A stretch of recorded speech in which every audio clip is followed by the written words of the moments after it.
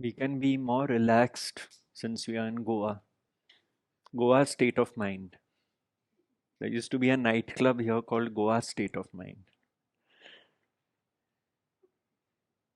It's good to see all.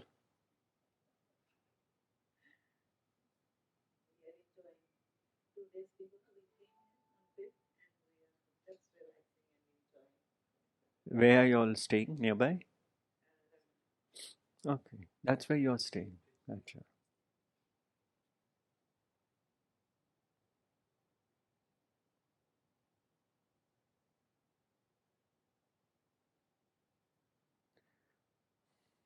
This relaxing, to be relaxed even when we are in crisis, that is a lesson for us to learn.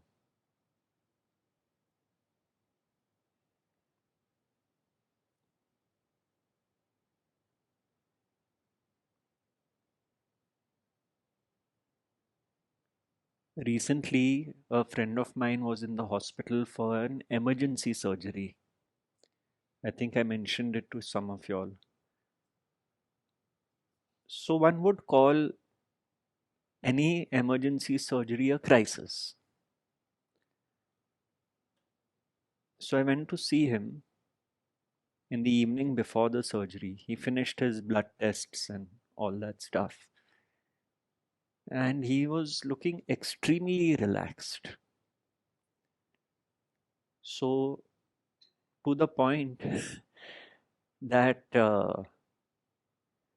when the doctor came and left, he said, Chalo, it's time for a glass of wine. So I said, wine in the hospital? He said, my son's organized it. You have a glass. So I said, no, I don't want a glass.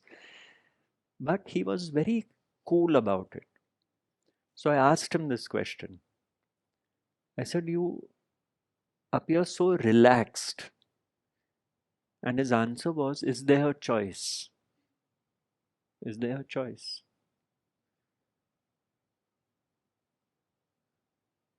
So even in the middle of a crisis situation, to give in to the crisis is a relaxation. To accept that this is the divine will.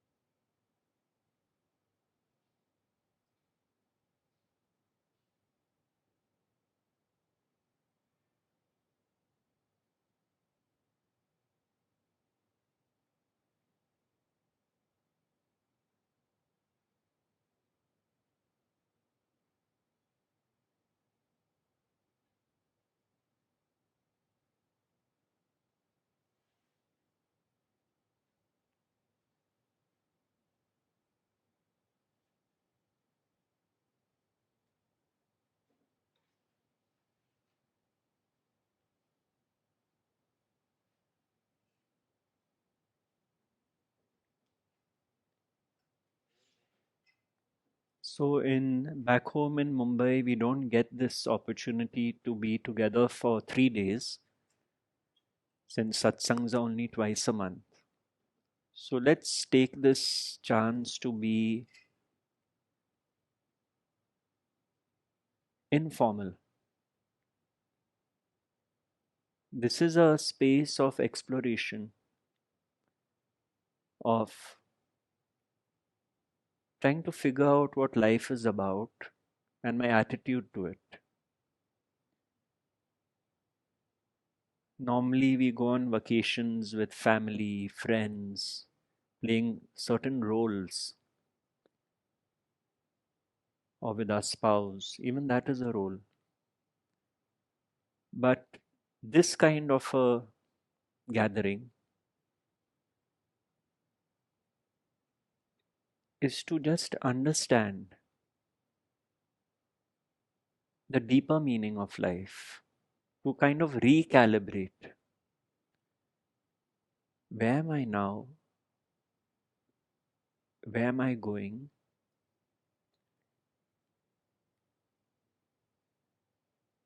And on this journey of life, can I somehow navigate it such that it is one of peace and harmony?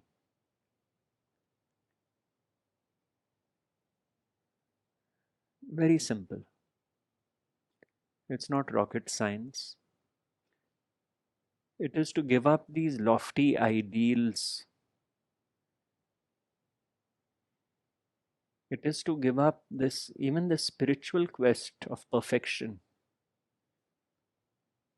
striving for a particular state of being and a state of mind which seems so elusive.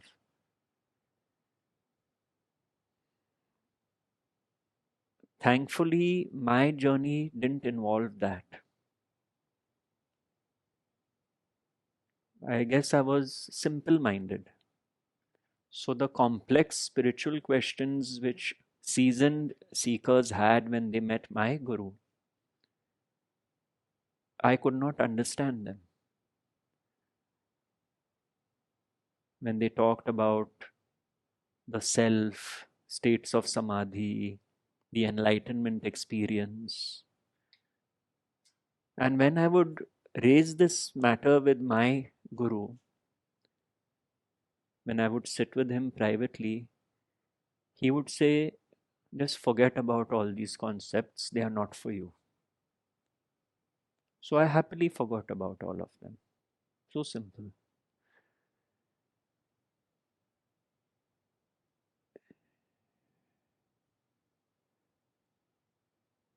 Yet I knew that out of the few of us, in private, he would encourage me to start writing. That also was happening side by side. So that's what I did. I was good at writing in school. I would write very nice essays which my classmates would like to read. So I guess it was innate. That is why I feel we need to simplify our spiritual journeys also.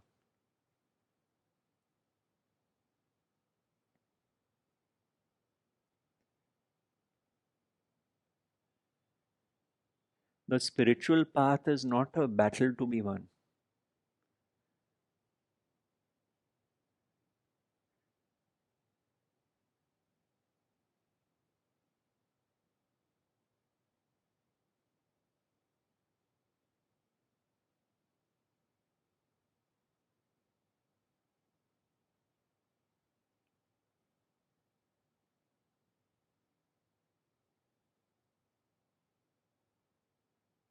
I have an acquaintance in Kashmir. He's about 32 years old and he is steeped into Sufism, Rumi, and all this.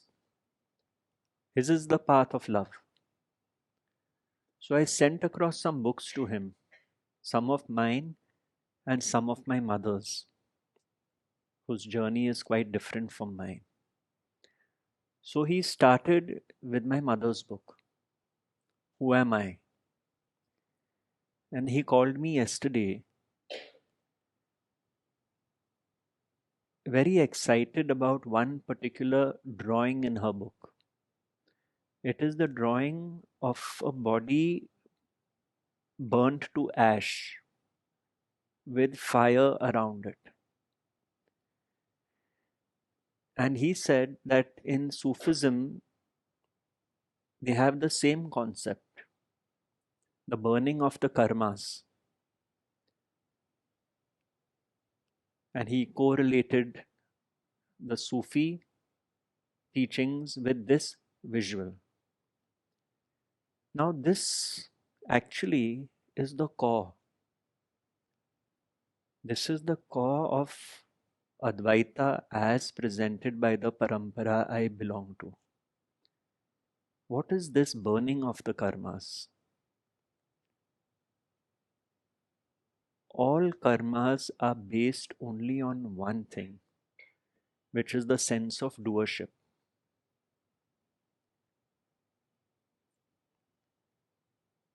In Sufism, it is the surrender of the doer to such a degree that the master is operating through the disciple, or the beloved is operating through the disciple. So even the master's master is Allah. Allah is operating through the master.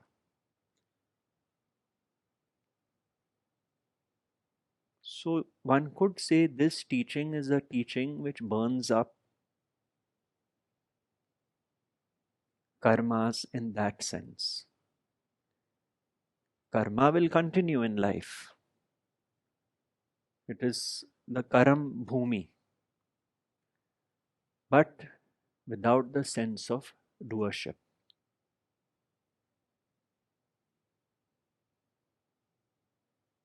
Then karma yoga is in operation. True and pure karma yoga is in operation. Pure action, which is what Krishna speaks about. Not my action, but pure action.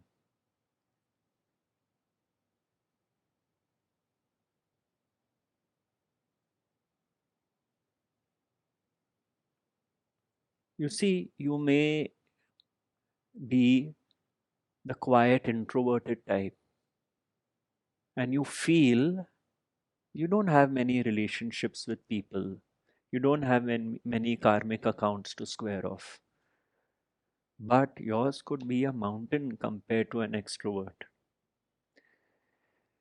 Because if, as a quiet introvert, your whole sense of self and your belief system is based on the foundation of doership, that people are the doers of their actions,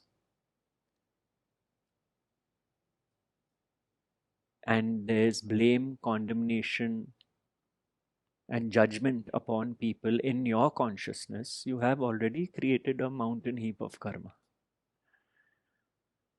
So these things of extrovert, introvert all become irrelevant. An extrovert may have very little karma because he enjoys people, being with them, and yet is free of them because he lives the understanding that everyone is an instrument of God.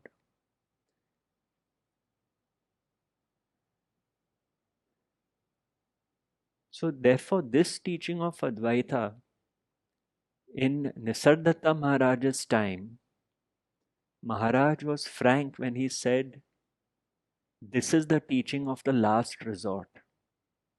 After you have been there, done that, you come to this final point. Thy will be done.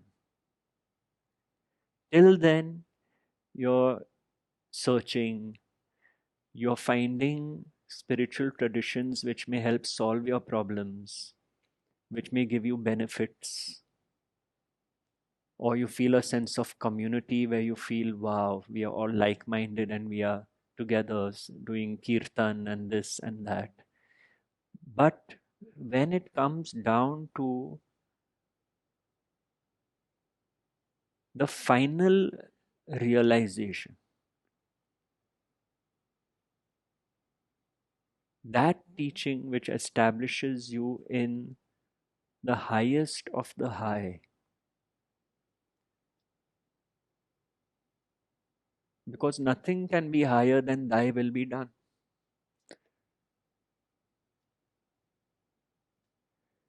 So when that is found, it is like a song which has been heard where you feel I've heard this tune before, but I can't figure out where. That is the call of the teaching. If that final homecoming,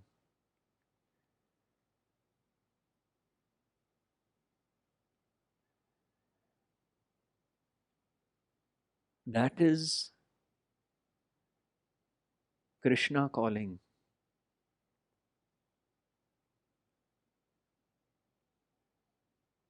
When he says, I as time have already killed them,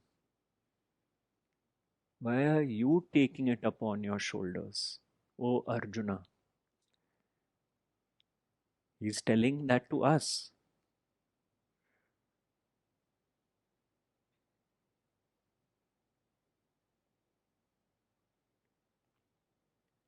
So, if we constantly live our lives thinking that people are doing things to me, we are mired in it, the karma of doership.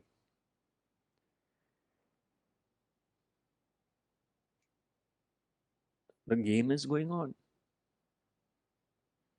Now, mind you, it may not be our fault because our conditioning, childhood events transpired such that they made me feel I am the victim.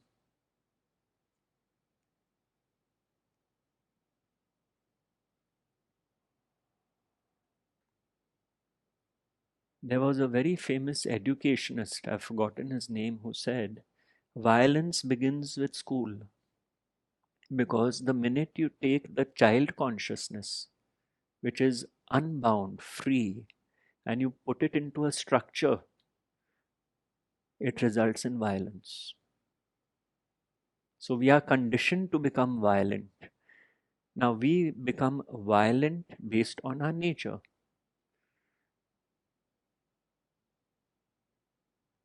We could be violent in thought, but too timid to do anything. We could be aggressive physically, if that is our nature. So we are conditioned to be violent beings. And then competition, not only between siblings, but in school, enhances the violence. So, in order for me to be better than you, I need to get violent, perhaps on myself. So, lot of human conditions, you will see there's this whole underbelly of violence within us.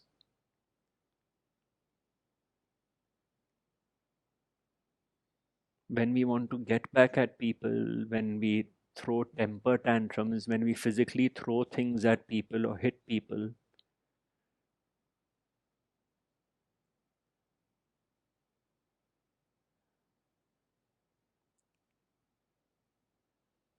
we are conditioned to be that way, and then we take joy in being that way because we are familiar with that role.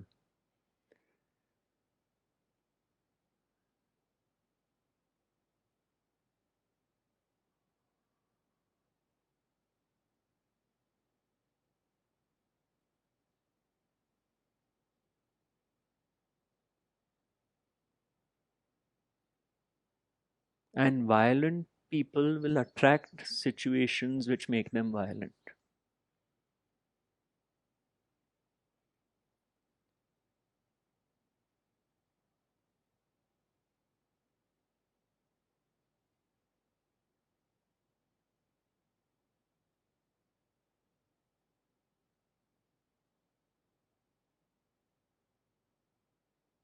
What Eckhart Tolle refers to as the pain body, the attack of the pain body.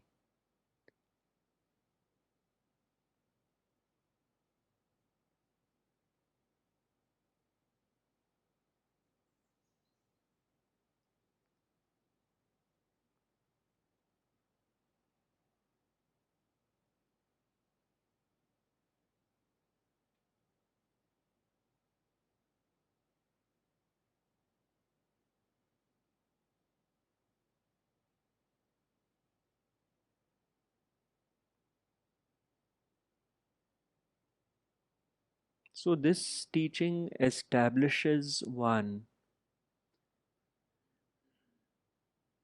hopefully, in what we could call Krishna consciousness. So what does that mean?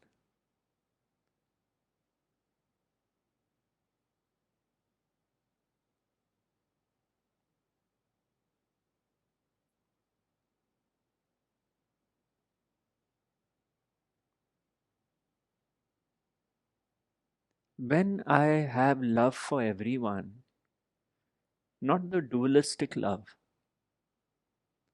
when I have love for everyone in the sense I realize all the characters in my life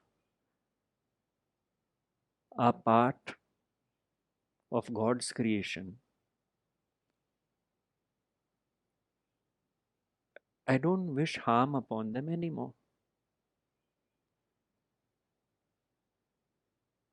So that is a reflection of Krishna consciousness. When I find that I pray for even those who have been mean to me, I don't know why, but somehow a prayer arises that in this human form, limitation, they must be going through their own challenges like I am, but differently. May God be with them. Even someone who's mean to me, this prayer arises. That is Krishna consciousness.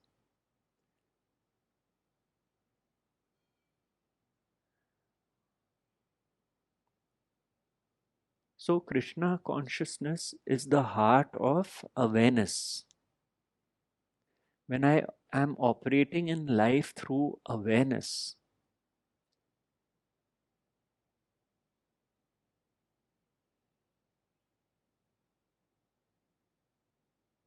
then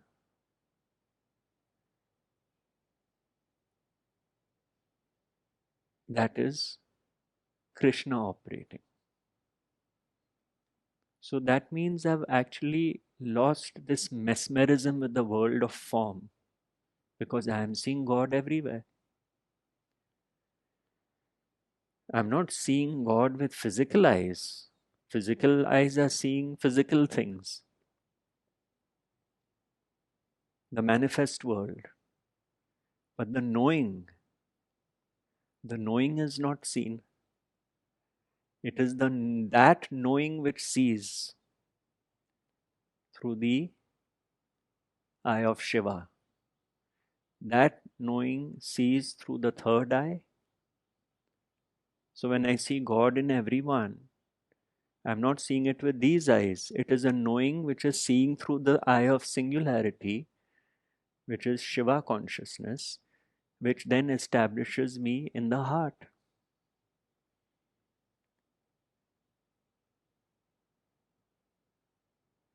So in my heart, which is the heart of awareness, I receive everyone equally.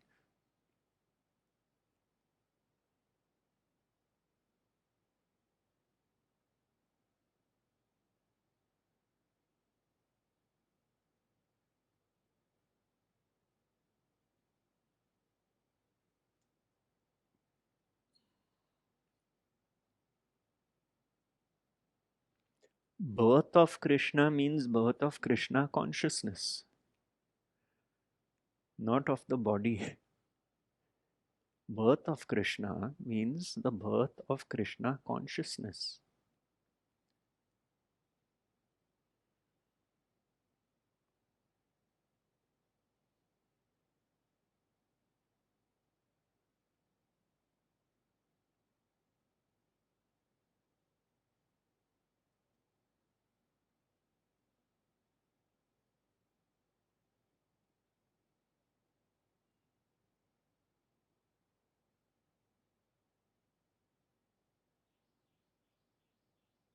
The identified consciousness, the ego with its sense of separate identity, has now realized the game it was trapped in.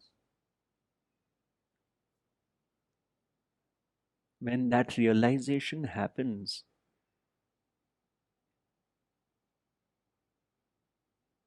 that my life story is not only about me, it's about everyone. That is the birth of Krishna consciousness.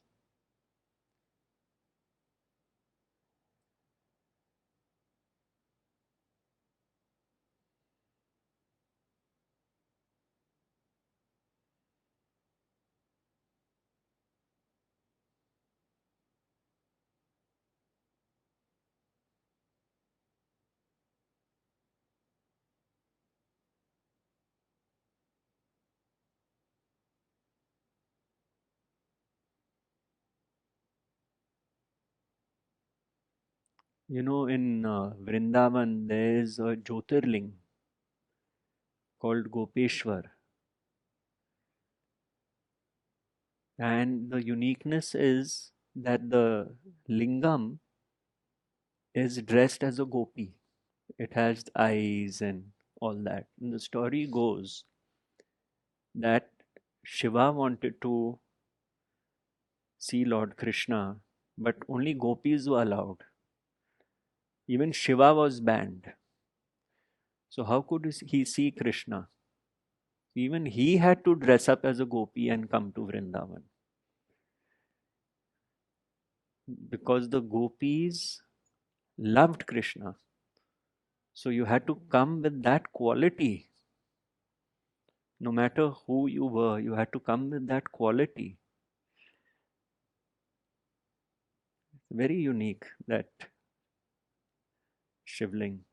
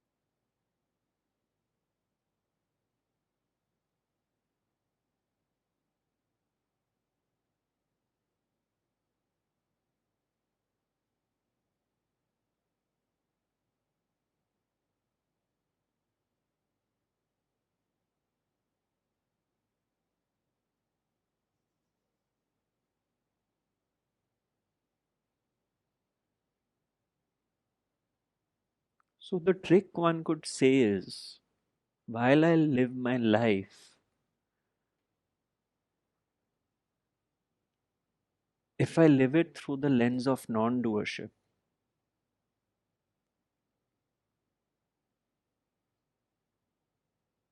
firstly, can I?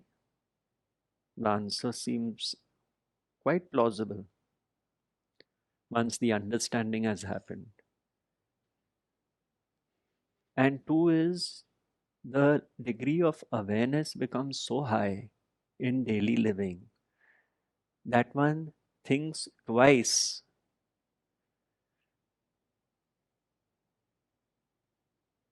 before undertaking any action.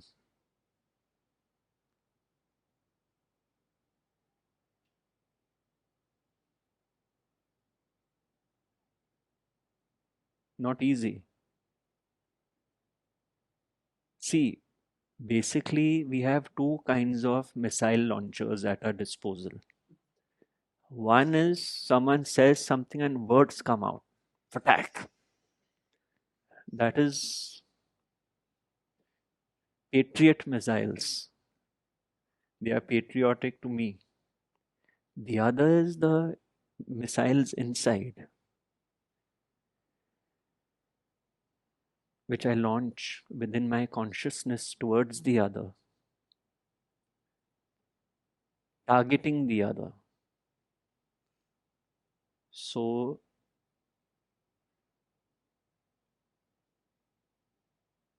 this is my arsenal which I have. Now,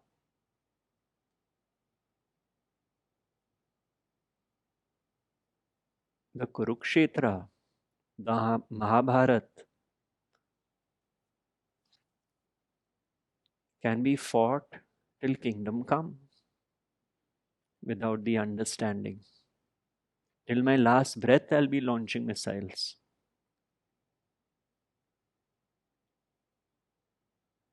In thought, word, or deed.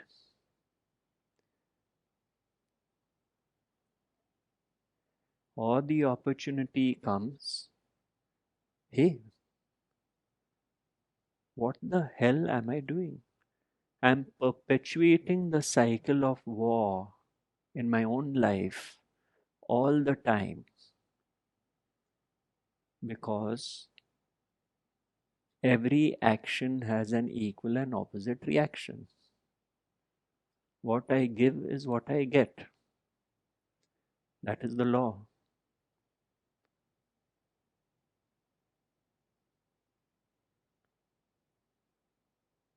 So when the penny drops that I'm being too quick to press the button to launch the missiles, and maybe there's something wrong in this mechanism.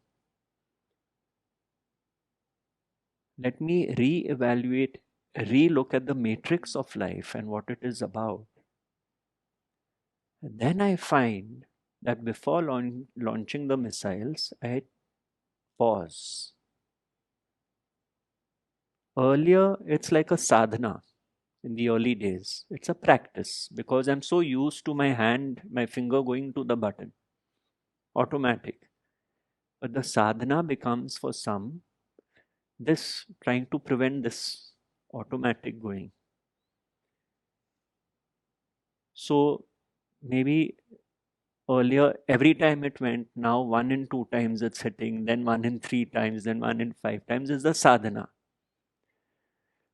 The practice, because the new conditioning has made sense, they've been taken to heart, but I'm still operating on the old conditioning.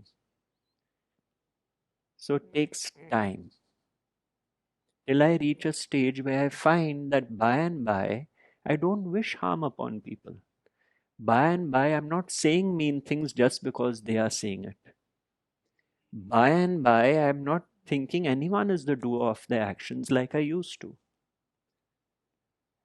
And in that off chance, when out of 10 times when I've stopped, once I press, I forgive myself too. Even I'm not the doer of my actions. It was meant to get pressed, so it got pressed. And then I go quickly and apologize to the other. So the way of being changes. So that heap of karma is getting burned to ash. That is what is happening. So that at the end of my life, there's nothing left to burn. I'm already burnt.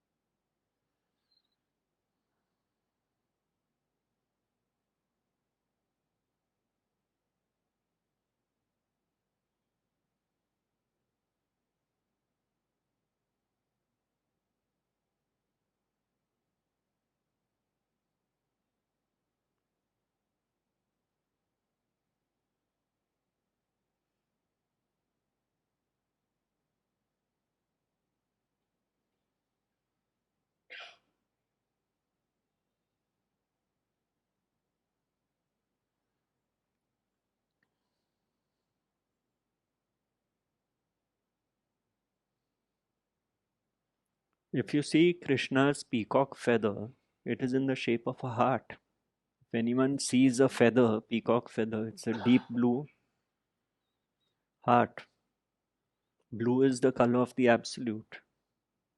That is why the sky is blue. The deeper meaning of the sky being blue.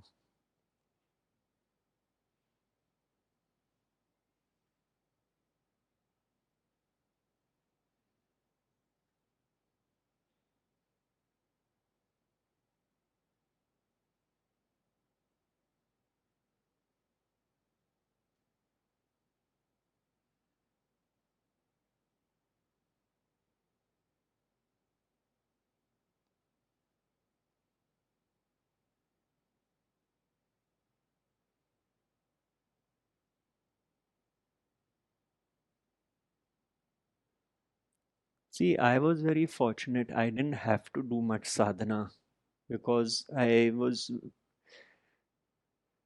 didn't need convincing. It was my life's experience, what my spiritual guide was speaking about was already my experience. The Westerners who came, it was quite amazing. Every morning they would report to him in the next satsang, this is what happened yesterday in Bombay, this is what we noticed, because he gave the sadhana.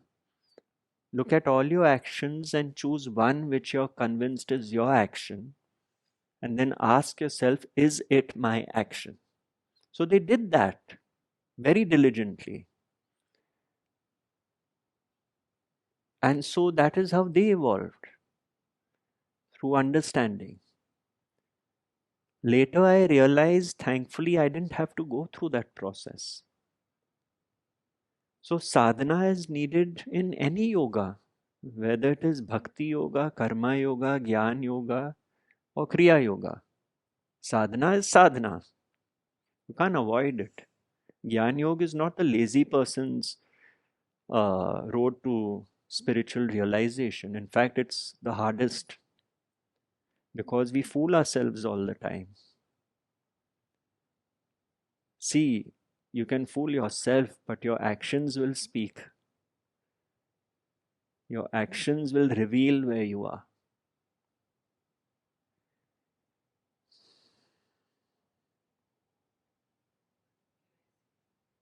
Yeah.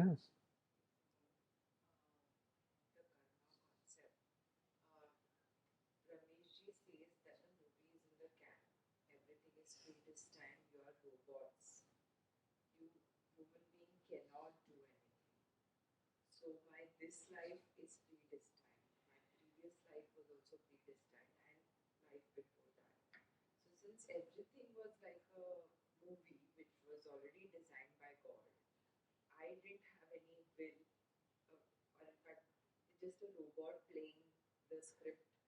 So the karma that I have to burn, or the lessons that I have to learn, so to speak, is a sounds contradictory. And so if I am supposed to learn the lessons, and the awareness is supposed to come in and understand this concept of non-doership, only then it will happen. If it is in my script, Yes. whatever I try or not try. True. But he would say, while everything is predestined, we don't know what it is that is predestined. So we still have to act in daily living. We still have to take decisions. Otherwise, why would he have spent all those years giving satsang? He could have said, everything is predestined, everybody is a robot, so why am I wasting my time giving satsang? Because even he had to play his role. And his role was to tell people you are not the doers of your actions. You see? So while it is the overarching destiny of someone to live that life, why would someone like a Ramesh Balchikar come and say that the only thing a human being can surrender is the sense of doership? Then there was no need for that also. So in this predestined life, it took a character to come and say that you are not the doers of your actions. That was part of the script also.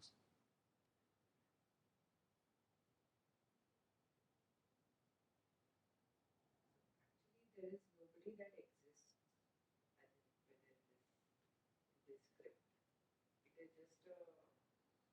A toy has been, there is a key that the toy is just acting to the extent of You could say that.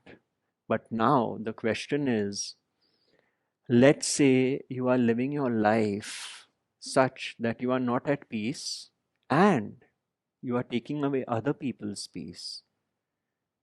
Now, that person could say, oh, I am a robot. My key has been turned this way. Correct?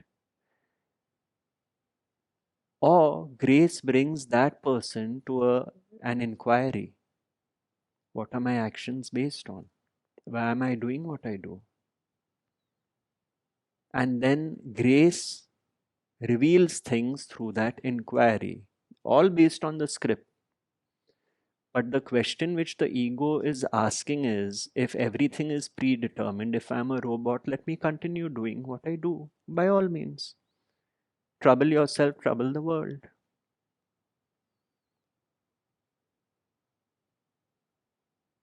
To the aware person,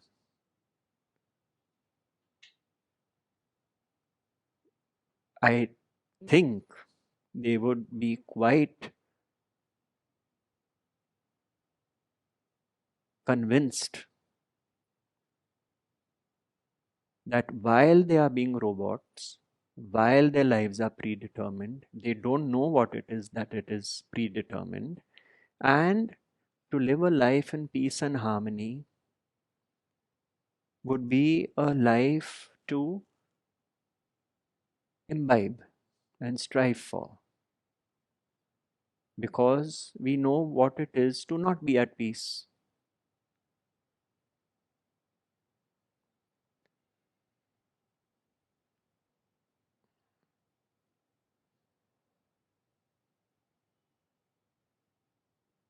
So, this is a very age old doubt which comes up on the path of Advaita, what you have shared.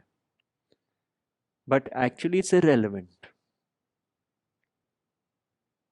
I mean, it's like saying that why has Krishna wasted our time with the Bhagavad Gita? Because if everyone's a robot, nobody is the doer of their actions, he should have kept quiet. It's the same thing. But this is guidance for humanity. knowledge that we are the robots and we don't have any control. Actually, very helpful as well because then you allow yourself and the other some slack and give that benefit of doubt. And it is no punishment.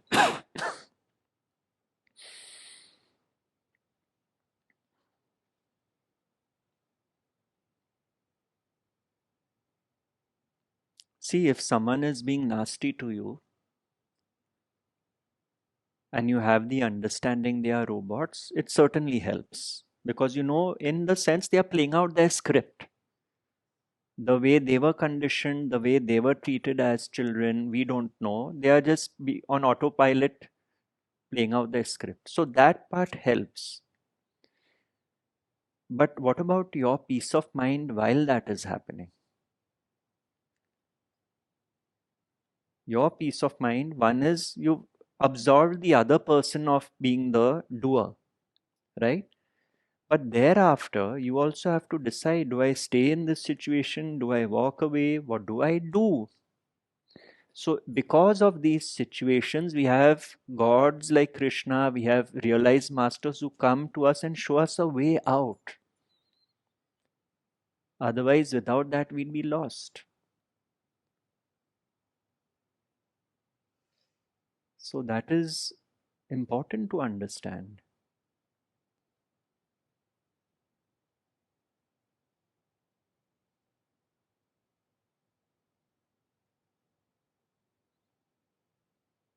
People are really playing out their scripts, mostly unconsciously. Then they are the ones who are aware, but they can't help themselves. Their reactions are so ingrained because maybe their traumas were so deep in childhood.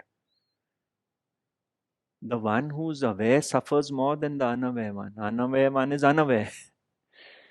The aware one knows how helpless I am. I can't control this reaction of mine.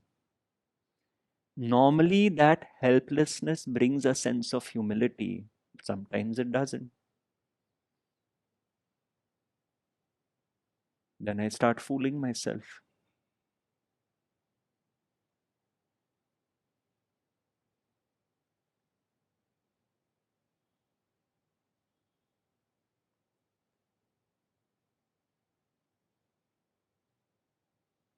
So, keeping all that aside, living my daily living through the eyes of Krishna, seeing that I really don't have too many complaints with the world. I'm quite okay with the way God has made things because it is how it is. If I see poverty, tears may arise. At the same time, if a friend of mine wins the lottery, I may rejoice with him. So I go with the flow without thinking that I would have done a better job if I was God, without wanting to change people, no matter how difficult they may be with me, and without trying to pretend that I am the creator of my life and what goes on around me, knowing that there's a higher power, higher force of which I am a part, and so is the other. That is how then daily living proceeds. Peace and harmony, equanimity and calm.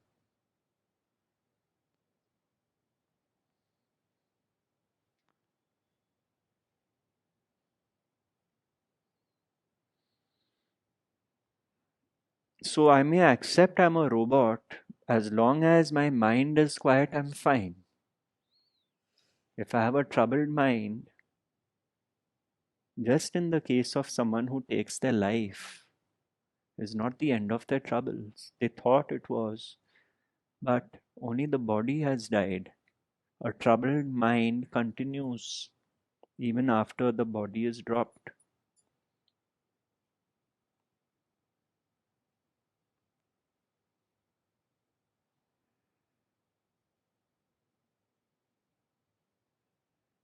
So the issue is the troubled mind.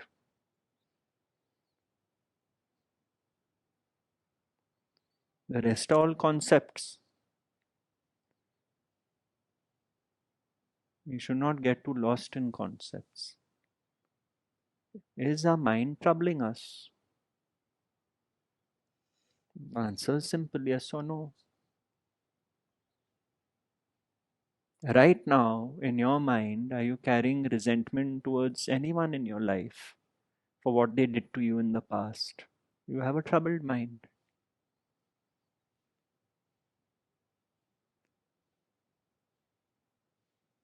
Regret, perhaps. Some memory comes up, regret arises. Then it goes. Thy will be done.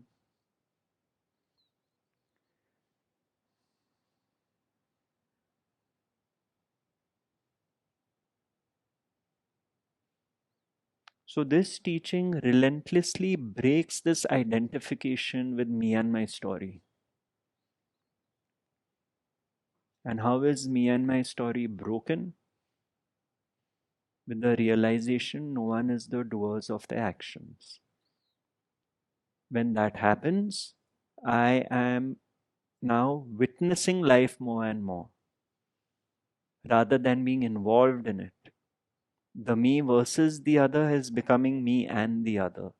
When I'm witnessing life more and more, the me is operating less and less, and the I am, the impersonal consciousness, is functioning in its pristine purity, which is called, in spiritual terms, realizing the one self. If my little me is no longer operating in life, then the self is realized. The little me is belittling others and belittling myself all the time. That's the little me. The annihilation of the little me depends on the annihilation of doership. And when that happens, the I am, which is pure being, pure consciousness, functioning through a body mind organism, is happening. The quality of the I am is witnessing. The quality of the I am is a silent mind. These are qualities of the self. So there's no real goal to be reached in spirituality except the realization of the false as false.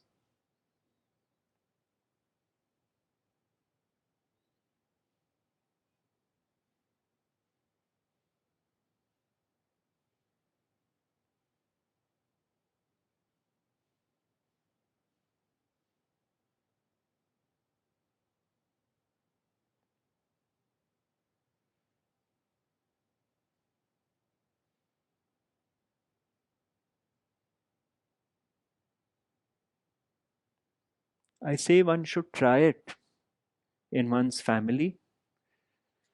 Surprise the person who doesn't like you. Break the pattern in your friend circle.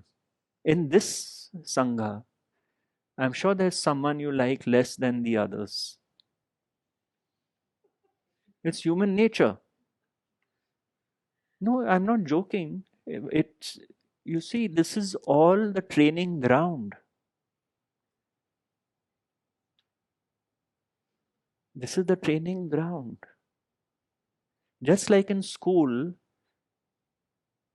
you had bullies and you had the ones who were bullied. In any social gathering, or even in this gathering, the same is going on in a covert way because it's our conditioning. So, someone who's quiet, we will bully. Maybe not physically, maybe with words, because we know there's no pushback from that person. So, we are still playing the bully.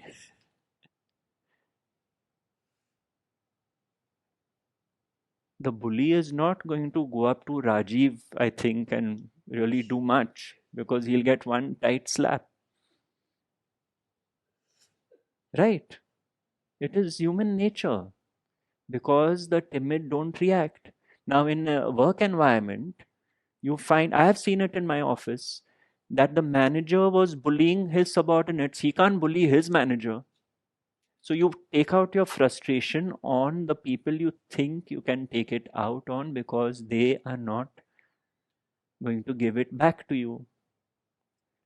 It's all unconscious. See, this teaching is just making things conscious. That's all it's doing. It's not blaming you. It's just revealing to you how the ego operates because it is time. If one has come to a gathering like this, it is time for this to be seen in all honesty. That is why I said this when I was 20, I say it today. It is the quiet and timid people who are missed the most when they die.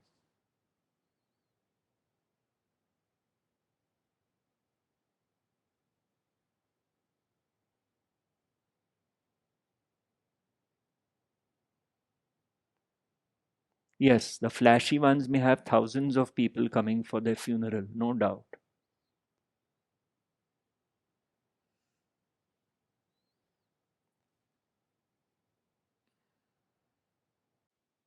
So we are concerned with our consciousness. We're really not concerned with the externals, the outside world, what others do, what others say, what others think. It's all what is inside our consciousness. That is where psychological suffering lies. And it could be that if we are continuing to suffer psychologically, we enjoy it. Could be. Why do we enjoy it? Doesn't make sense. How can I enjoy psychological suffering? Because I know who I am. Now I have an identity. And this teaching is relentlessly smashing that identity. Relentlessly.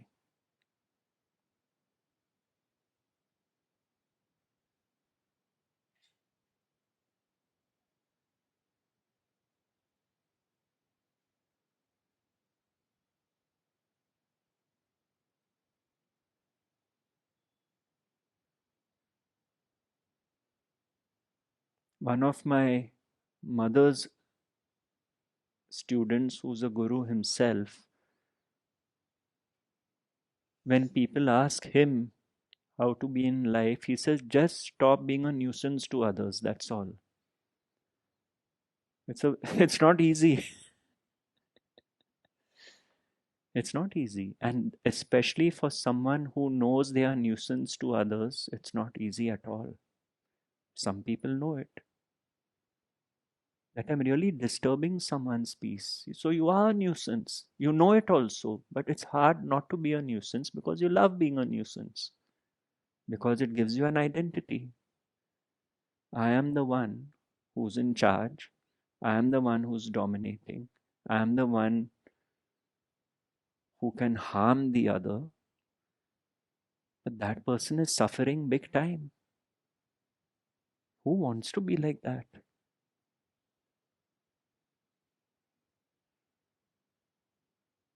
They don't know it. Deep down, they don't know it.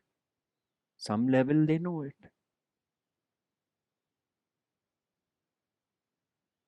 Our innate nature, which is what I said yesterday, our core,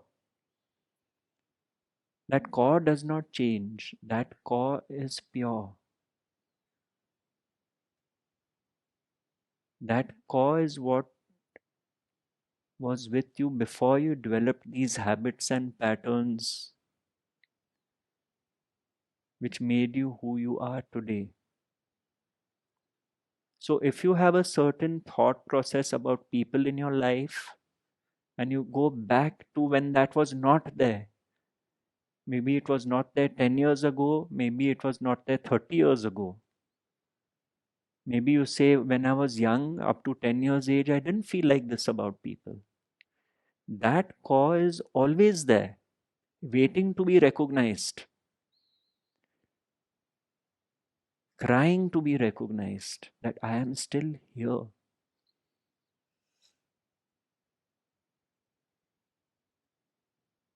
Before life became a burden and too complicated. This is a rediscovery of that core, that child.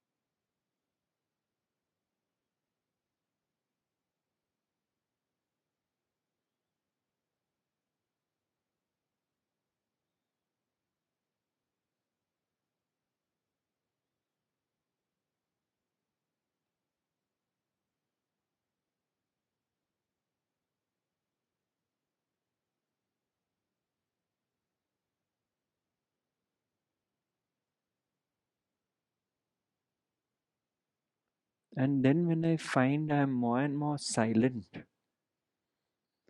see, silence is a quality of the unmanifest. Sound is manifest. When I find that this quality of silence, of the mind, not being physically silent, is increasing, it means I am more and more in the unmanifest.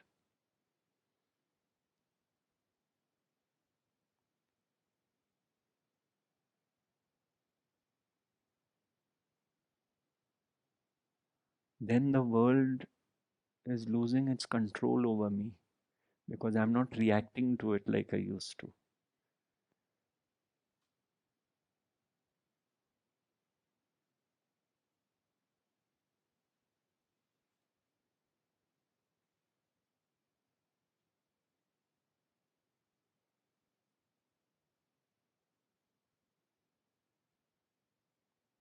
Actually, one can sense it now. I can sense it. It's nothing special that I can sense. Anyone can sense it.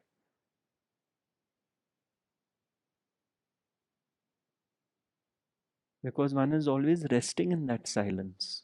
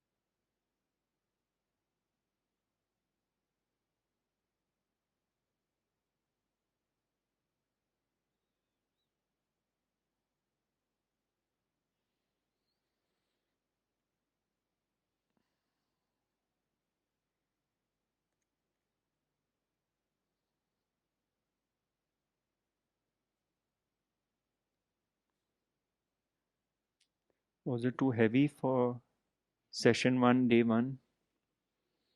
Huh? Huh?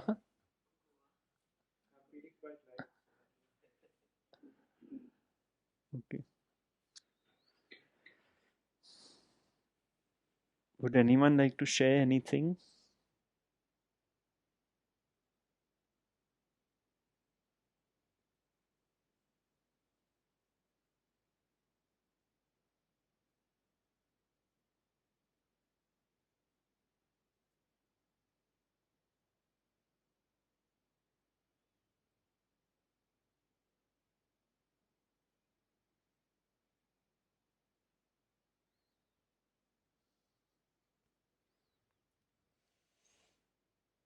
You know, Maharaj used to say, I welcome sensible questions, so no one would say anything.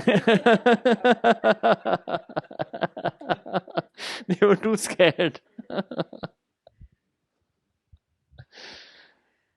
At at the beach this morning, I was thinking about how at sea I feel sometimes. The phrase of being at Being at sea sea, yeah. and looking at the sea, which was um, quite robust this morning, and suddenly I had never thought of it before, and I said, "Oh, I don't know what it would be like to be completely at sea, like really, because I'm on the land, so I keep thinking being at sea must be terrible." But Is that's great terrible. then. You must be thankful you don't know what it is to be completely at sea. And then I thought if I was really completely at sea, then I would be a creature of the sea. And what you said in the morning when you began, that there's no other choice. So you just have to be a creature of the sea if you're at sea. And then it made complete sense.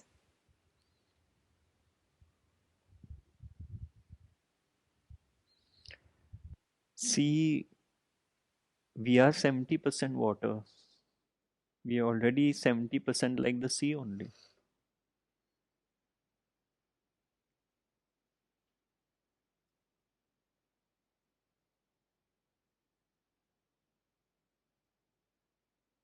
And water stores memory. Why do you think around the Golden Temple there's a body of water? Anyone knows? Because all the chanting is there in the water. People don't realize these things. They do. In one corner, they do. Water has memory.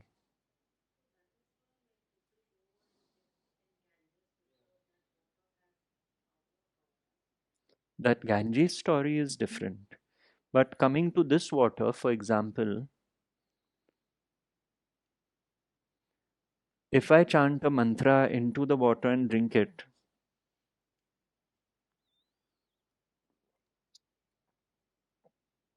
I'm drinking the mantra.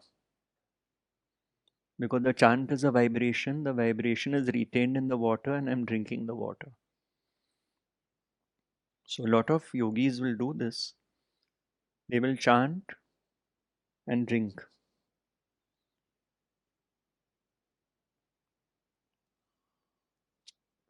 Water is very important.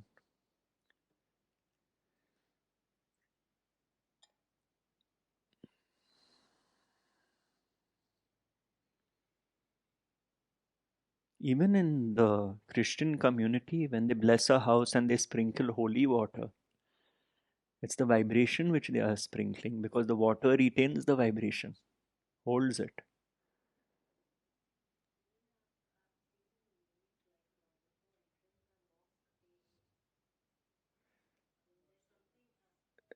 That is to cleanse the energy. Yeah.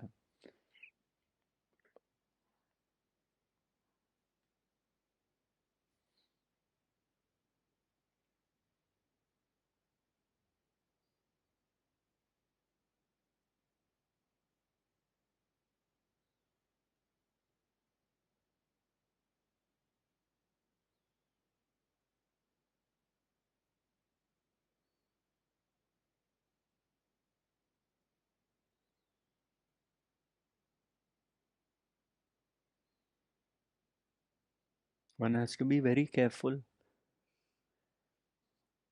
when one eats outside, when one drinks outside, because you see, you order a drink, it could be alcoholic or non-alcoholic. The person who's making that drinks vibration is in that. So, I mean, when we were young, okay, we would have margaritas, this, that, and all that is fine, but one doesn't realize. God forbid you have someone in your kitchen who's really got an active mind because that vibration is going into the cooking. And imagine you yourself have an active mind and you are the cook, then to finished. You're eating your own head.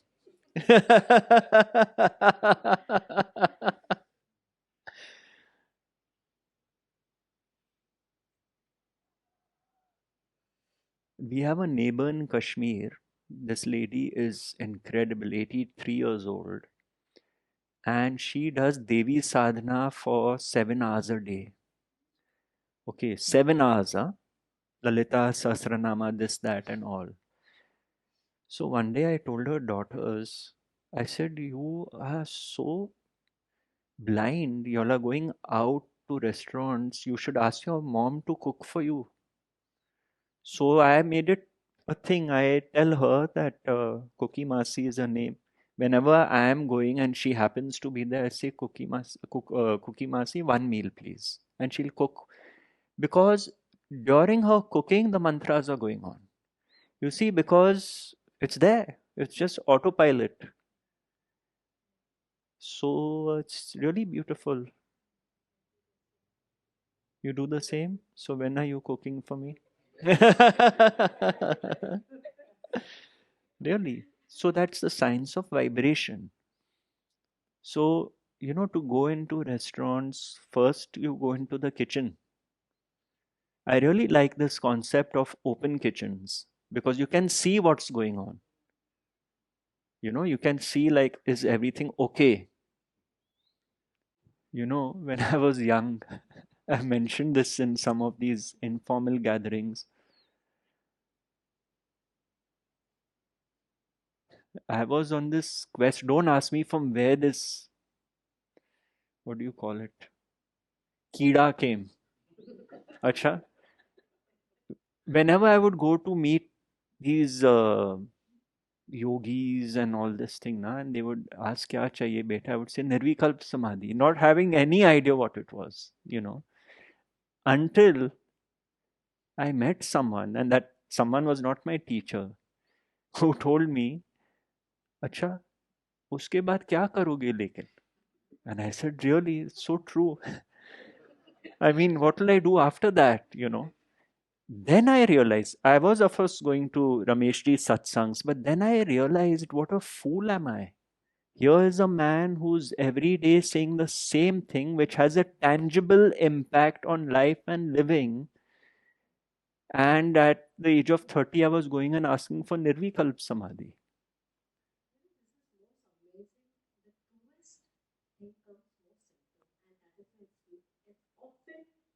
Exactly. Exactly. That is why when someone tells me that after following this teaching, they are going into states of samadhi, I say, I have no clue what you all are talking about. Better you finish those states off and be at peace. Because my guru was concerned with only your peace, nothing else. He would address it from all angles.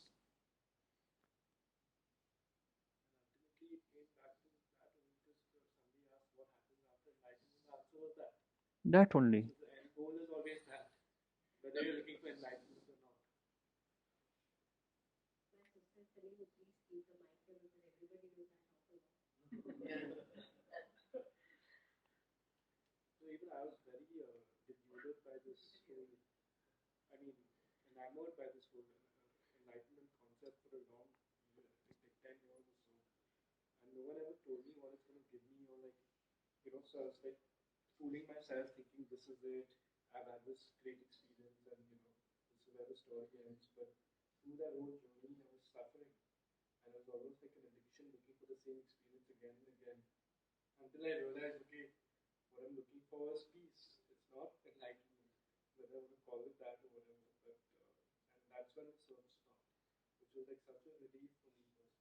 I can imagine. I mean,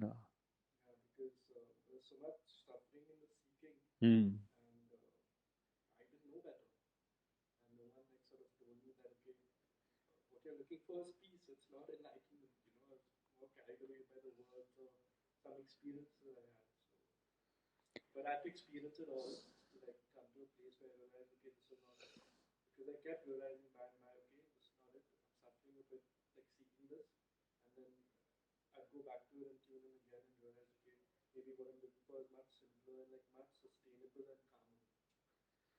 But that is really, at least that buddhi was there to realize this.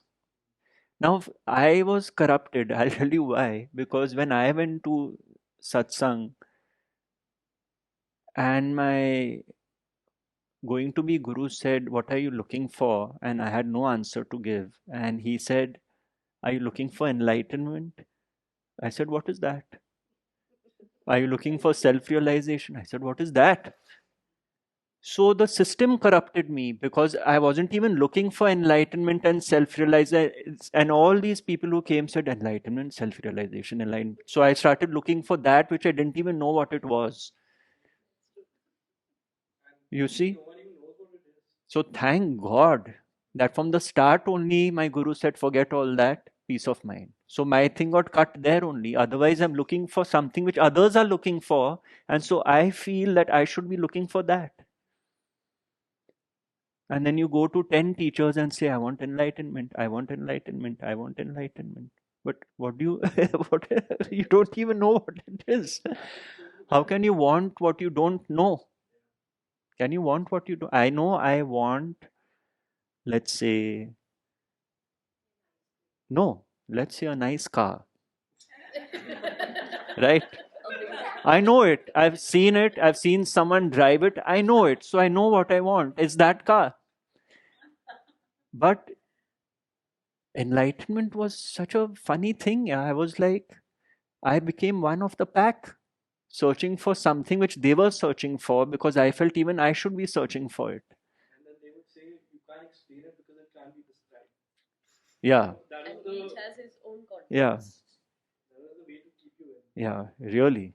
It's quite, it's quite bizarre. This whole thing is really, it's really, I don't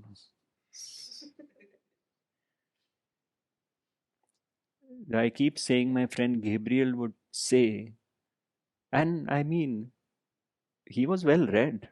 I mean, he has also read Anand Mahima and other masters, Ram Krishna, everything.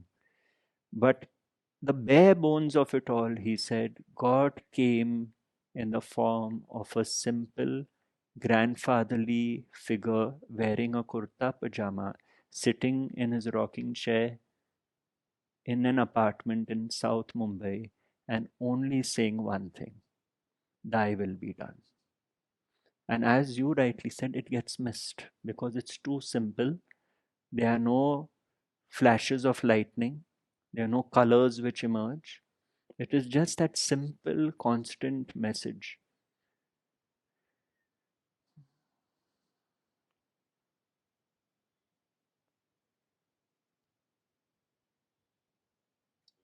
I believe it takes a lot of courage to accept something that simple as the truth. It does. We don't want it actually. We don't want the simple.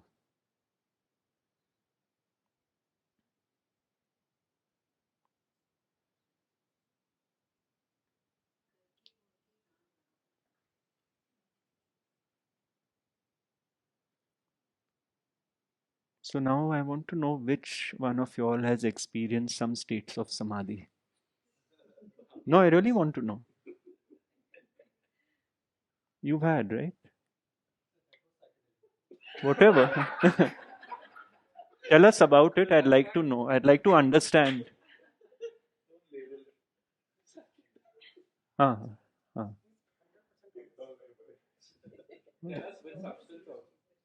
So whoever is laughing, I think they know what it is. So let them talk about it. Let them talk about it. So basically, sir, it was LSD. It came to me via Ramdas. I didn't know what it is, to be honest. I only knew cannabis till that time. Now I was in Berlin. I had a small dosage, and I was sitting on my sofa. My first experience with LSD was, and I was watching Papaji's video. It was a very relaxed and happy state. I didn't see anything outstanding. I saw different vibrant colors, and I didn't want that moment to end at all. I was very happy. But it was a simple, happy state. Very simple, happy That's state. it. That was the first experience with LSD itself.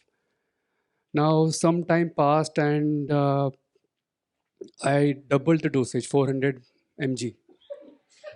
Now, yeah.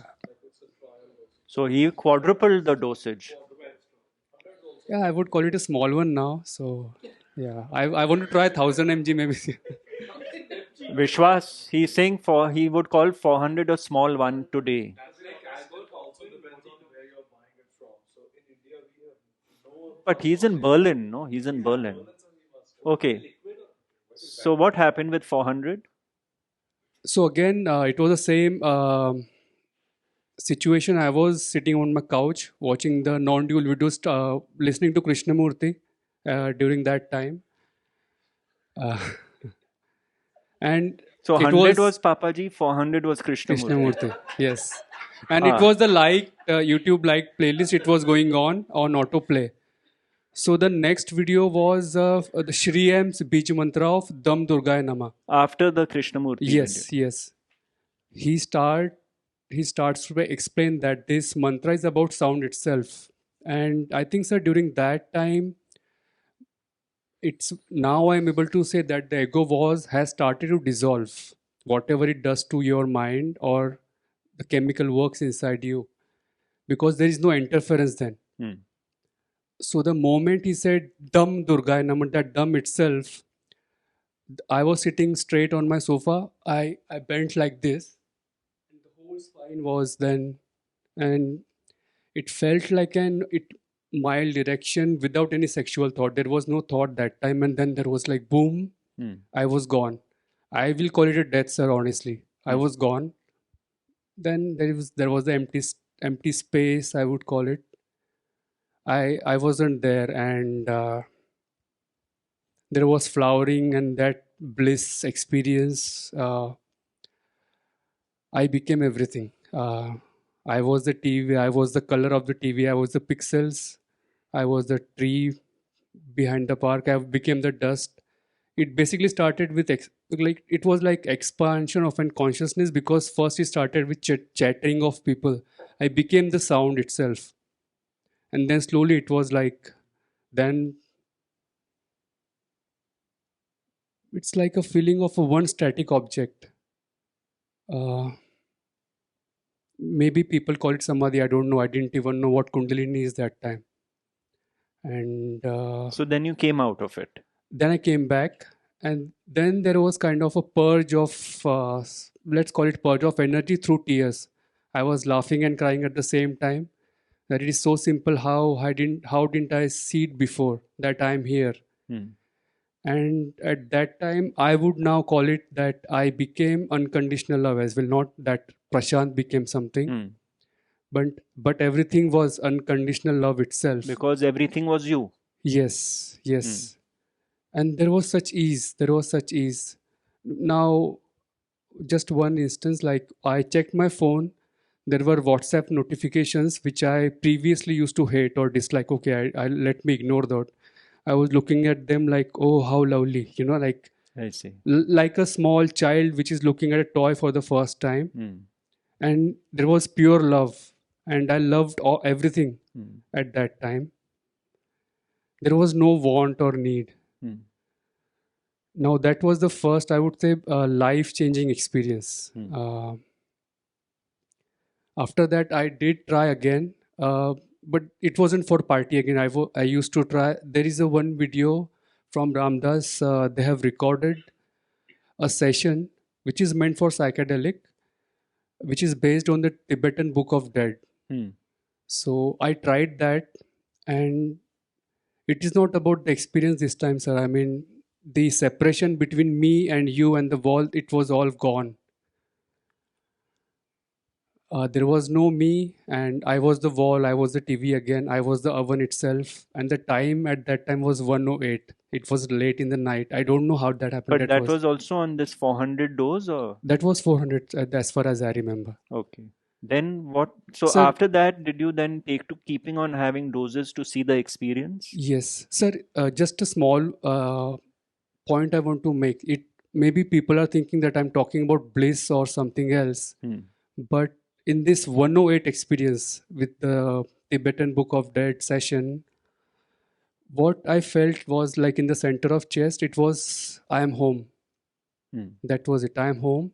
And there was an effortless smile on my face. I didn't do it. It just happened. And I was home. So that's how I'm able to translate it now, that I am home. Hmm. That was the feeling of it, which maybe I was longing for, and then I tried to repeat the sessions, but of course, it we may call it chasing, but then eventually I understood that it is me. If I chase it, I'm going away from it, and if I take more psychedelic, maybe it can be mushrooms or anything else, I'm going to come back to this state again. But so in the chasing period where you kept trying it and not getting these experiences again, is that what happened? You kept trying and they were not coming?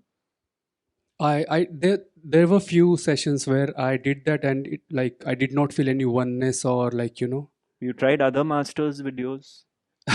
that was anyways happening, sir. Even without psychedelic, that was like every day. Like, I used to be immersed in YouTube, whatever was available on YouTube.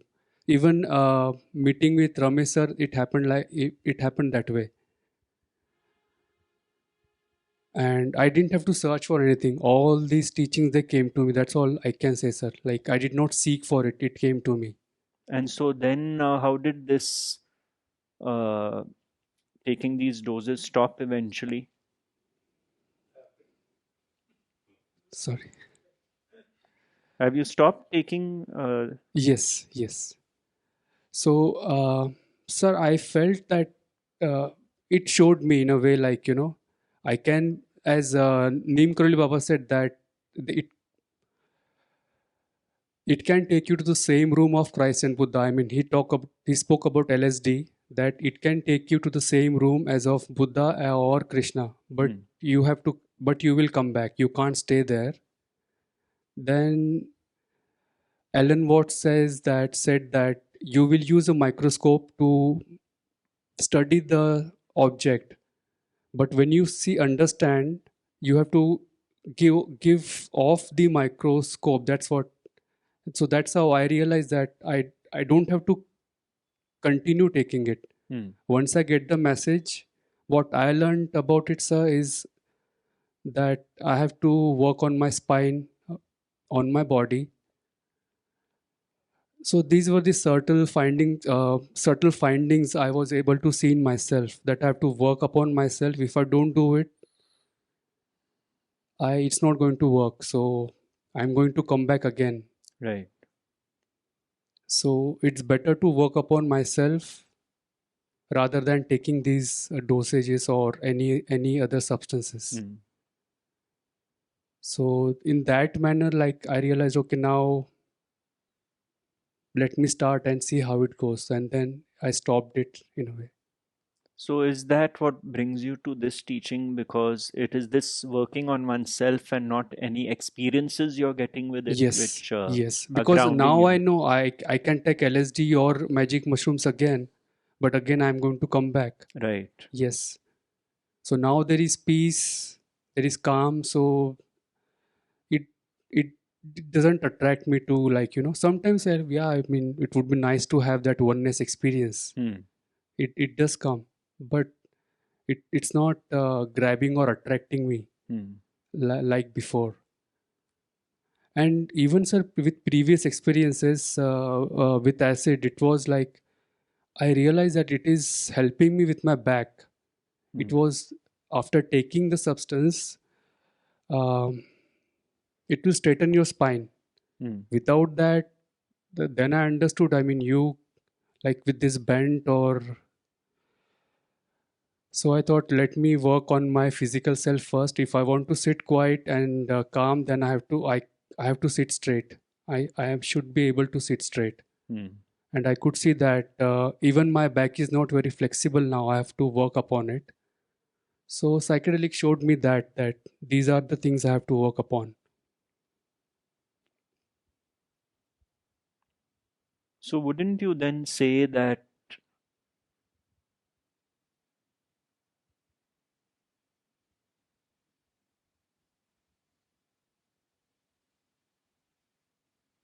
there's no drug that can compare to peace?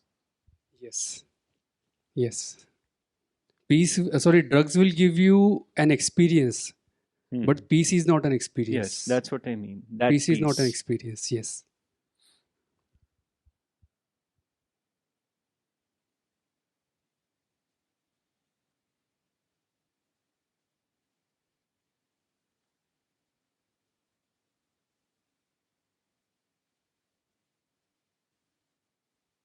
So you didn't cross 400. Sir, I think I did 800 as well. But And yeah, whose videos did you watch then? they were all non-dual. Or even the music works. If someone asks me if they want to try psychedelic, I will say fast for a few days, eat only vegetables and don't eat dairy or any meat. Keep your body clean and then only try it as a medicine, to be honest. People may laugh, I don't mind. I don't care, to be honest. But it will help you if you really want to take it as a medicine for a few tries.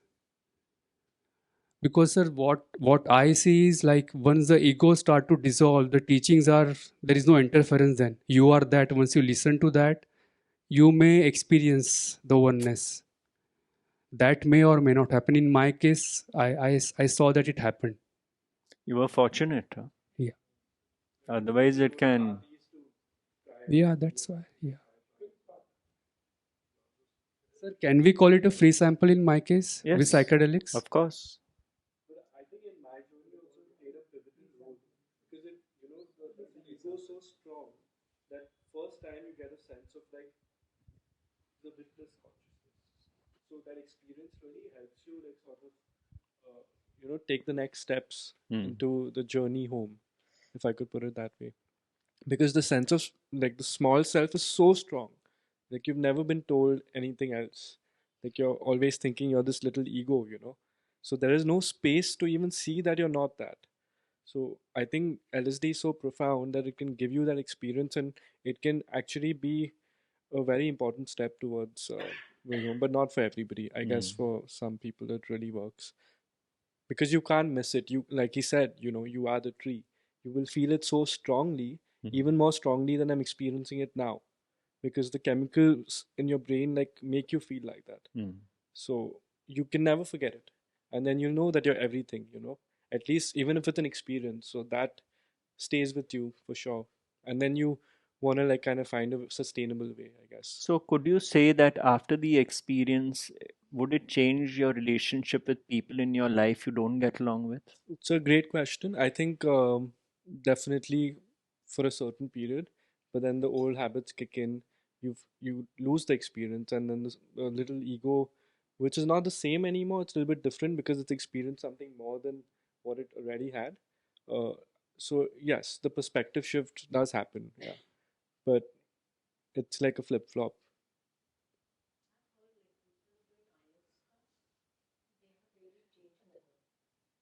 The body and the mind consciousness disconnect when you take the high trance. Even for the medicines level, when we give for the end of life cancer patients, morphine or something. So there is a disconnection of the body. It's like and mind, because mind is connected to the body. So when you are losing that ego consciousness, so the body is disconnected. So everything, like there is no difference between Gautam and Harshada. It's same. Pillow or me, it's same. So everything is the same. So that's why the disconnection which happens, it happens during this time, and even during when we take anesthesia also. That part, if I have to give it to my hand, the anesthesia, this will no longer have a connection with my whole body experience. So the operation or anything which can be done, the surgery. So that disconnection happens. So that is one thing. And the other thing, when we are aware in the satsang also, there is a disconnection of the body and the mind, the me and my stories.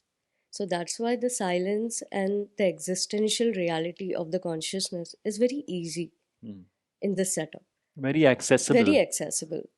And that's why we like keep coming to the satsang to be in the presence of the enlightened guru. And when we go back home, that sustainability is not there. Because again, the me and my story is, we are going again back to the loop. So that's what the drug addiction or the alcohol addiction, that happens. And the music and everything, because your subconscious mind is so open. Conscious ego is not there at all in any of the addiction situation, may it be alcohol or substance or anything, and food in very minimal way. That is the thing. So you see, the thing is that in the Indian spiritual tradition, there are two views. One is there is no rebirth, one is there is rebirth. So ultimately, you could say, like my teacher would say, the question of rebirth is irrelevant because with the death of the body, the ego dies. So he was concerned with this life, right? Now, the dominating concept of rebirth is in Hinduism, it is there. What is reborn is the vasanas and sanskaras, which is referred to as the ego according to that concept. According to Rameshji's concept, it's an irrelevant matter.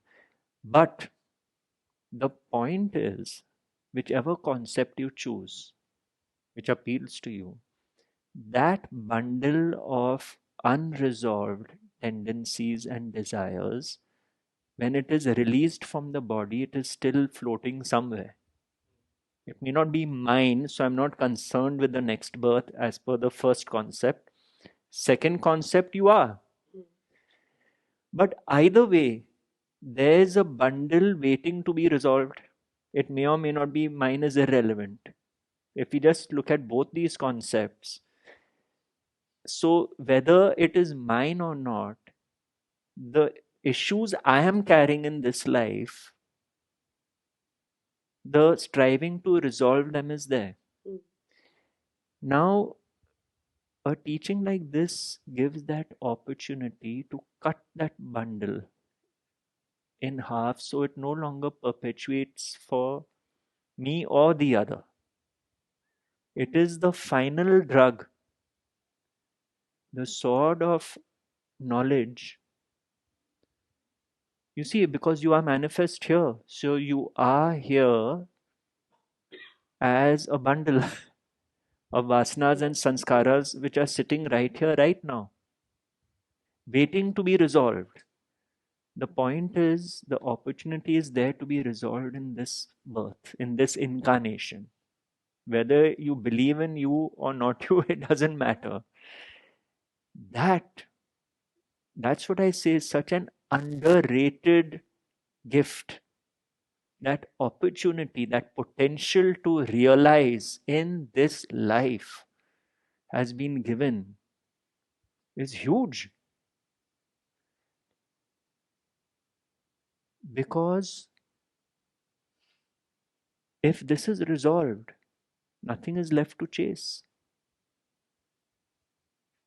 Nothing is left to re-experience. See, every time I am repeating a pattern with someone or with people, I am reincarnating in this lifetime only. I'm going into the loop and being reborn to it, reborn to it, reborn to it.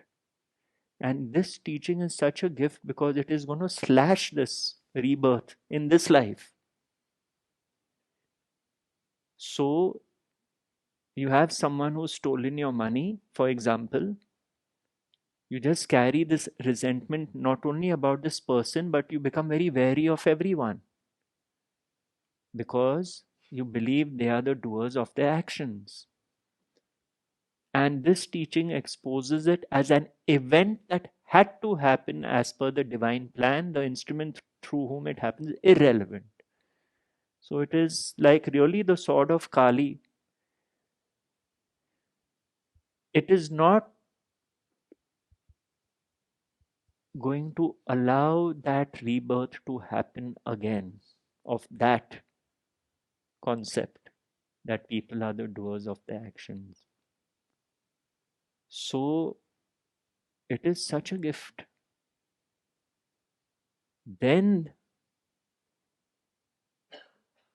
this non-experience becomes the experience. This peace that surpasses understanding, where you're no longer trying to analyze your way into peace. That becomes your experience.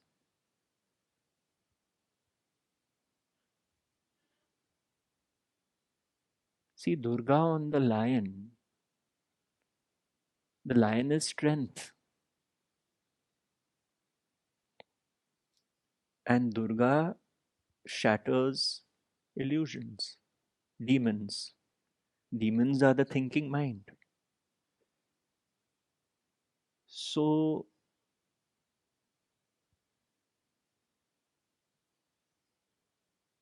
it's the rahasya of Advaita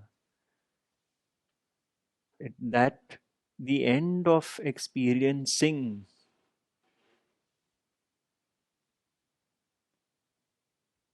is the greatest experience. Only thing is, there's nobody there to experience it, which basically means it is the end of you, which basically means you have died before you die.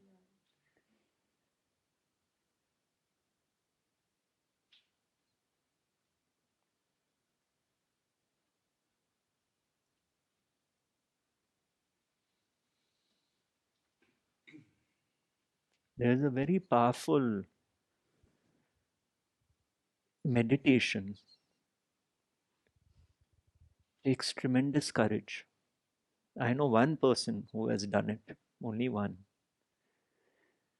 is to one day go to the rooftop of your house or to your garden or whatever and say out aloud, "Oh Lord, I thank you for all the suffering you have given me." Not easy.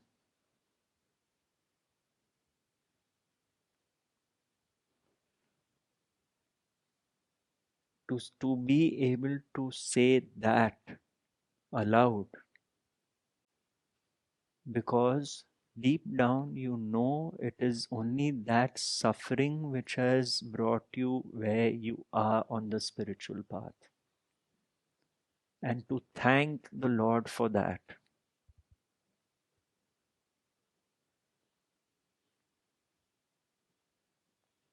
Whether your life has been a troubled life with health challenges, monetary challenges, relationship challenges, whatever it may be.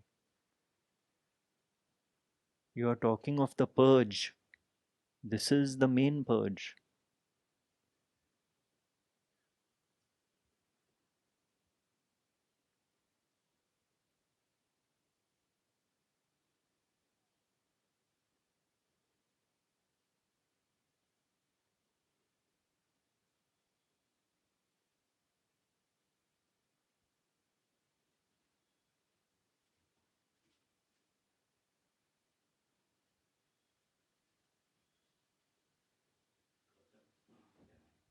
Yeah. The Trishul, when the yogis sit with the Trishul next to them,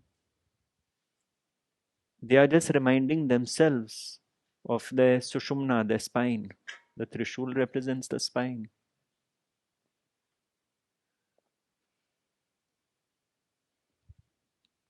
So the last 2 months, as you know, 3 months have been very challenging for me. So, and one thing I've understood, that the total acceptance that I am now, we are not the doers of our actions, is also not in my hand, because I have been trying so hard to actually crack this in many ways. I've been like relentlessly listening to Ramesh's satsang, taking notes, creating affirmations, doing everything possible. And every day I get a glimpse, and that glimpse is so beautiful in uh, the dissolution of the ego, but it never stays. The next morning, the ego is back with its story and the thinking mind. And that is real suffering, to come back to the old state of the thinking mind. And it is not, uh, I'm not able to distance myself from it, in the sense that the thinking mind in times of crisis is so powerful that automatically it attaches, and the mind is attacking very hard. But every day, once that glimpse is there, it reassures me that there is something to look up to, which is a peaceful state.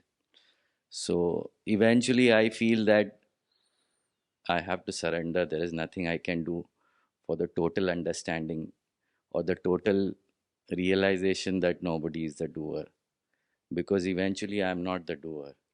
So even that is not happening. Hmm.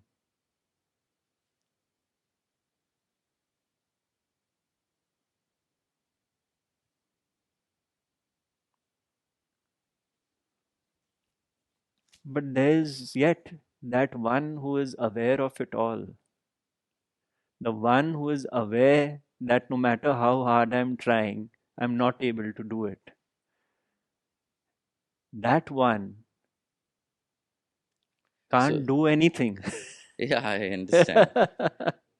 So there are two methods, I would say. One is the ego has to realize that it is not the doer, or the identified consciousness has to realize that it is a robot. And the other way is to bring in awareness and witness the ego, or witness the thinking mind, and create a distance, a gap between awareness and this body mind which is talking. But even uh, the first option, as you said, realizing who is aware of the suffering. There is somebody suffering, but there is something which is aware of it also. That I feel is a lot of doing, being aware, and it takes But that mind. is the problem. That is the misconception. The one who wants to create this gap, that is the problem. That is the doer. The doer wants to create that gap between the witnessing and the experiencing. That has to be surrendered. But even surrendering, how? It's not in my hand. It isn't. So that I have to surrender has to change. To surrender has to happen. Yeah, I have to leave it. No, what has to be left is trying to create that gap. That is causing the suffering.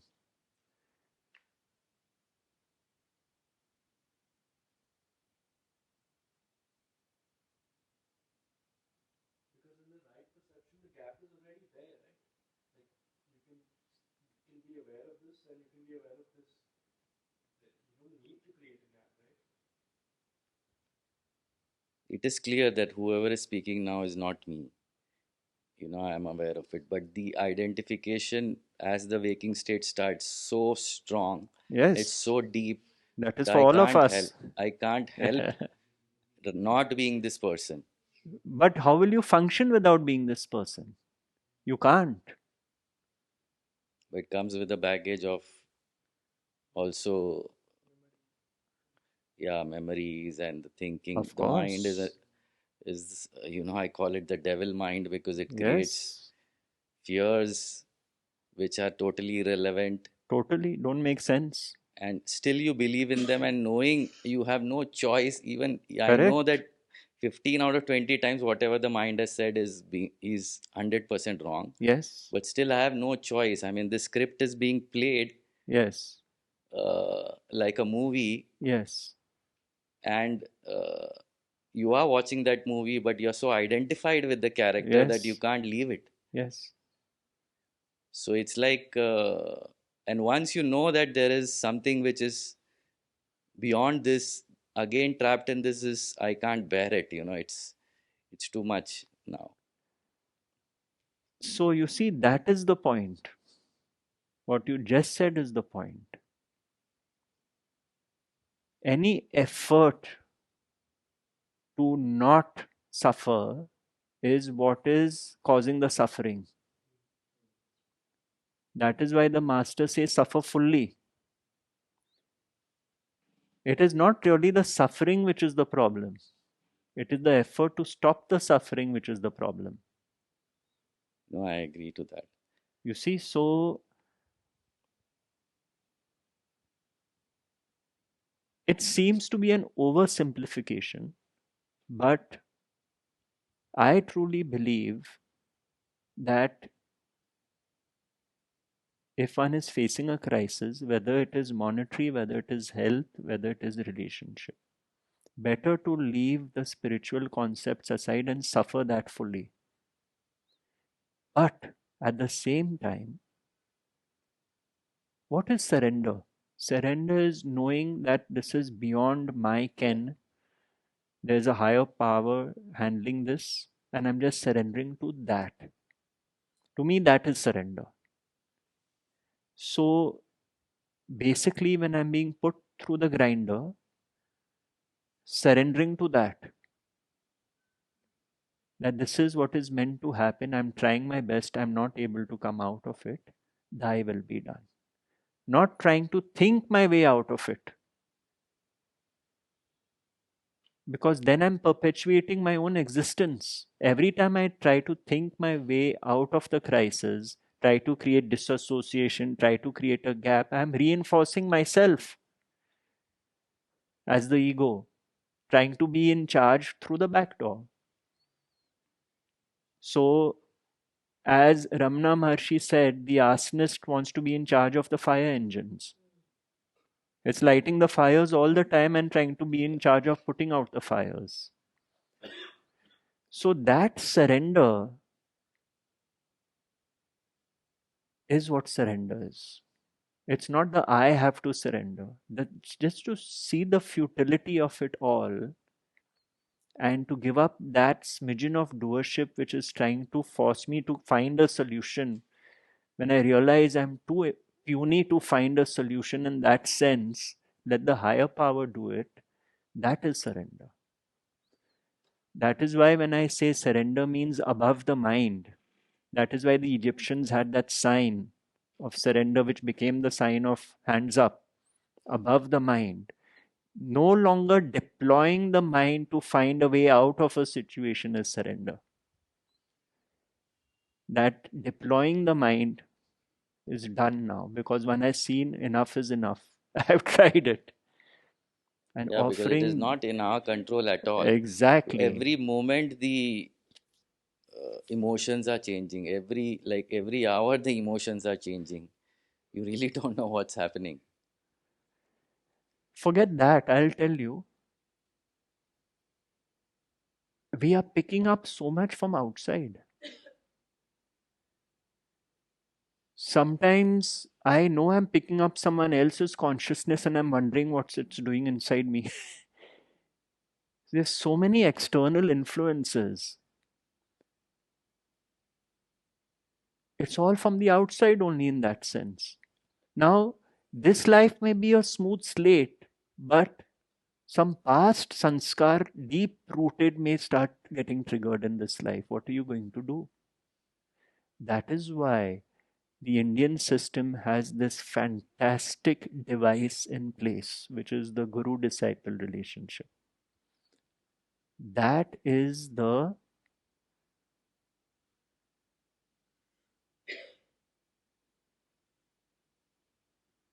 representation of God in the disciple's life. God in human form. Not that the human form is a picture of perfection, no. But that functional element of the higher power, the higher self, is now operating in the life of the disciple, which was earlier not there. It is not a separate individual. It is the disciple's own higher self is to be surrendered to. And in the manifest world, that higher self is represented by the guru. So, when nothing makes sense, as I keep saying, when I no longer want to analyze life anymore, that is surrender. So, I am surrendering to my own higher self. That my little self can't do it. My little self has tried everything there is in the book and failed. So then the higher self is surrendered to.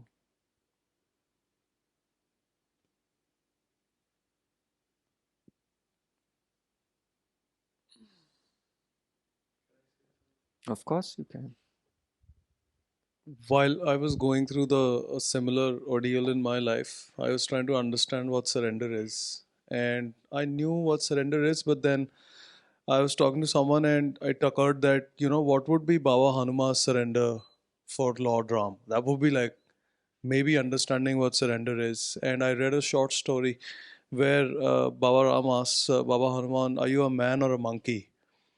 And Baba Hanuman's reply is that when I don't know who I am, I serve you. And when I know who I am, you and I are one. So through the times and days where I feel I'm one, I'm in peace. And obviously there's a lot of time and days where I don't feel one, and there's usually something to do at that time. So I try and do whatever needs to be done. And then it's just, I feel the times where you're in connect, they keep becoming more frequent with time. And it becomes slightly more peaceful. Otherwise, there's a lot of longing, and that kind of becomes suffering beyond a certain point. Mm. But when recognized just as longing, it can also be slightly enjoyable. True. Very true.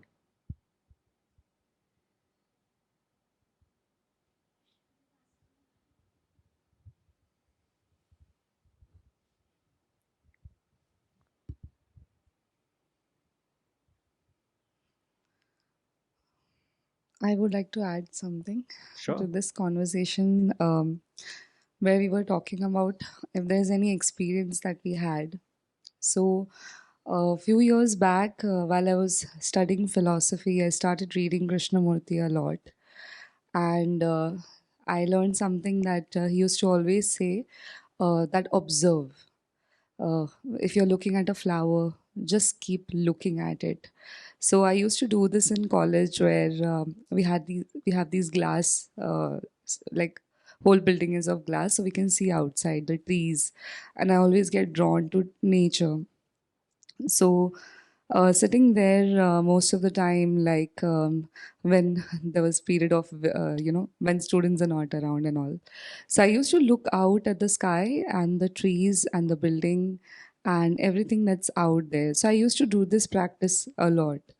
And meditation I used to do, but I could never come. I mean, it either I used to sleep, or there used to be constant chattering of the mind, with which I used to flow with the whole thing somewhere else only. So one day while I was sitting and looking at the sky, and suddenly for a second I felt that uh, I just felt that there's no sound outside, and I felt that I was watching a building. I felt that the building has no name, no concept, and everything, nothing has name, and it's just material. That's it, just standing in front of me, and the sound dropped outside, and the sound within me just dropped. For a few seconds, I felt that this complete silence. There's no sound at all. Mm. I got very confused. I never spoke about it to anybody because I just felt like people will think, what is, like, she's just trying to act smart or something. So in that moment, I didn't understand anything. And then I came back to my thinking and everything. Then I started sitting in meditation or again in the staff room to look out and experience the same thing, where this will, and it happened like very just for few seconds, but it did not happen. But after a few days, because I kept on reading Krishnamurti and various other philosophers that time, he was my favorite one because he spoke about consciousness, mind, um, and then suddenly after I think after a year or so, not even few days later, I got similar experience, and then I understood that there is lot of silence. There's complete silence in the universe. There are no words, there are no concepts at all. And if there is sound and there is noise, it's only inside the mind. Mm. And when we make that sound silence, then we are able to experience that silence outside. Even when we say that when we go in nature, uh, yesterday I'm in Goa from 2 days. So yesterday when I went to a place, a very natural place, there was water. So I sat in the water and was looking at the sky and again the nature. There was so much noise. Birds were shouting, water is making noise, the trees, there is air, everything. The only peaceful place I felt is inside me. And when I become silent there, then I'm able to understand that there are no sounds, there are no words, there are no concepts. Everything is just in our mind. So, this is what I like to experience when I sit in meditation. It's not easy, I feel more difficult there. And it comes. It is not something that I can command, I want to experience. Maybe with practice I can. But that experience in the staff room uh, was so special. And that I don't know what, I have no idea what samadhi, anything, nothing. But and I have understood this, that there's noise within us constantly being created, and when we silence that, we are able to just, like, world is beautiful. Beautiful. Thank you for sharing that. And see, you didn't need LSD for that.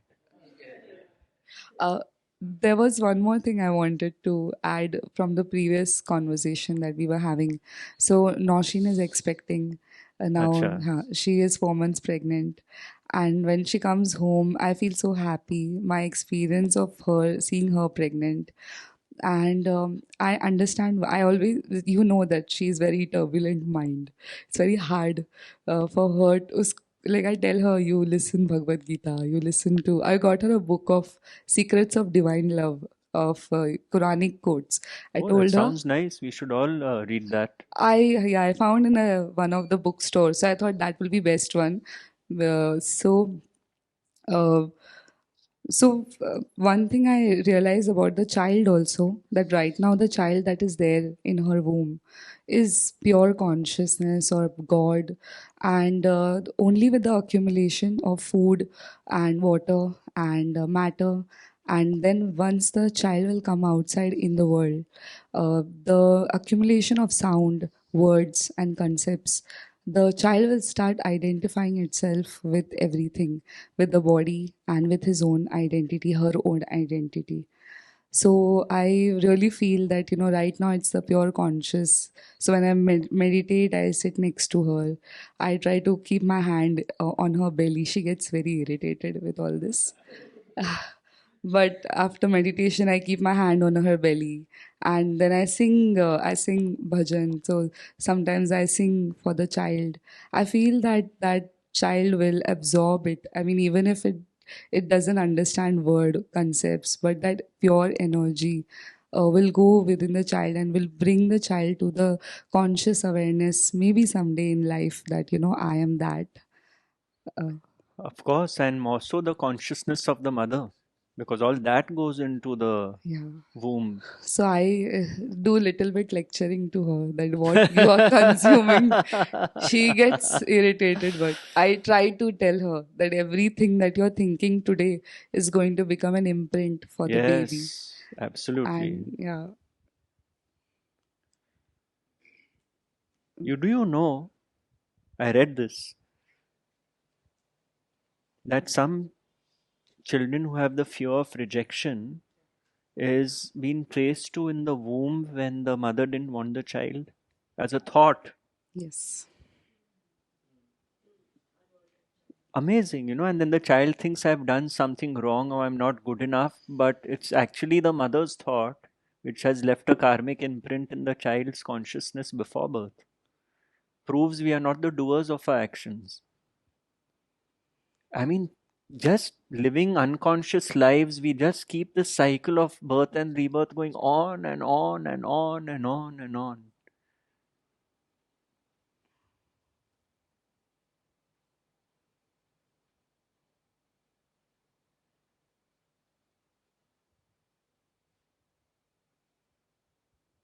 Crazy, yeah, it's absolutely crazy.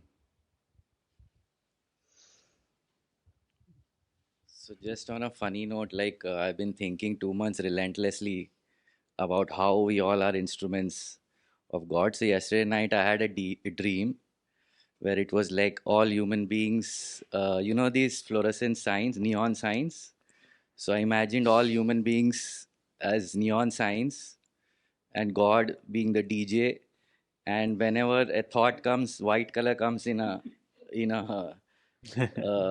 instrument, a human being, and whenever action happens, a red color. So, but at the end, all the signs are controlled by God, and thought here, thought there, action here, and this is how God is controlling. But then eventually we feel it is our action, but at the end of the day, it's God producing thoughts and producing actions, uh,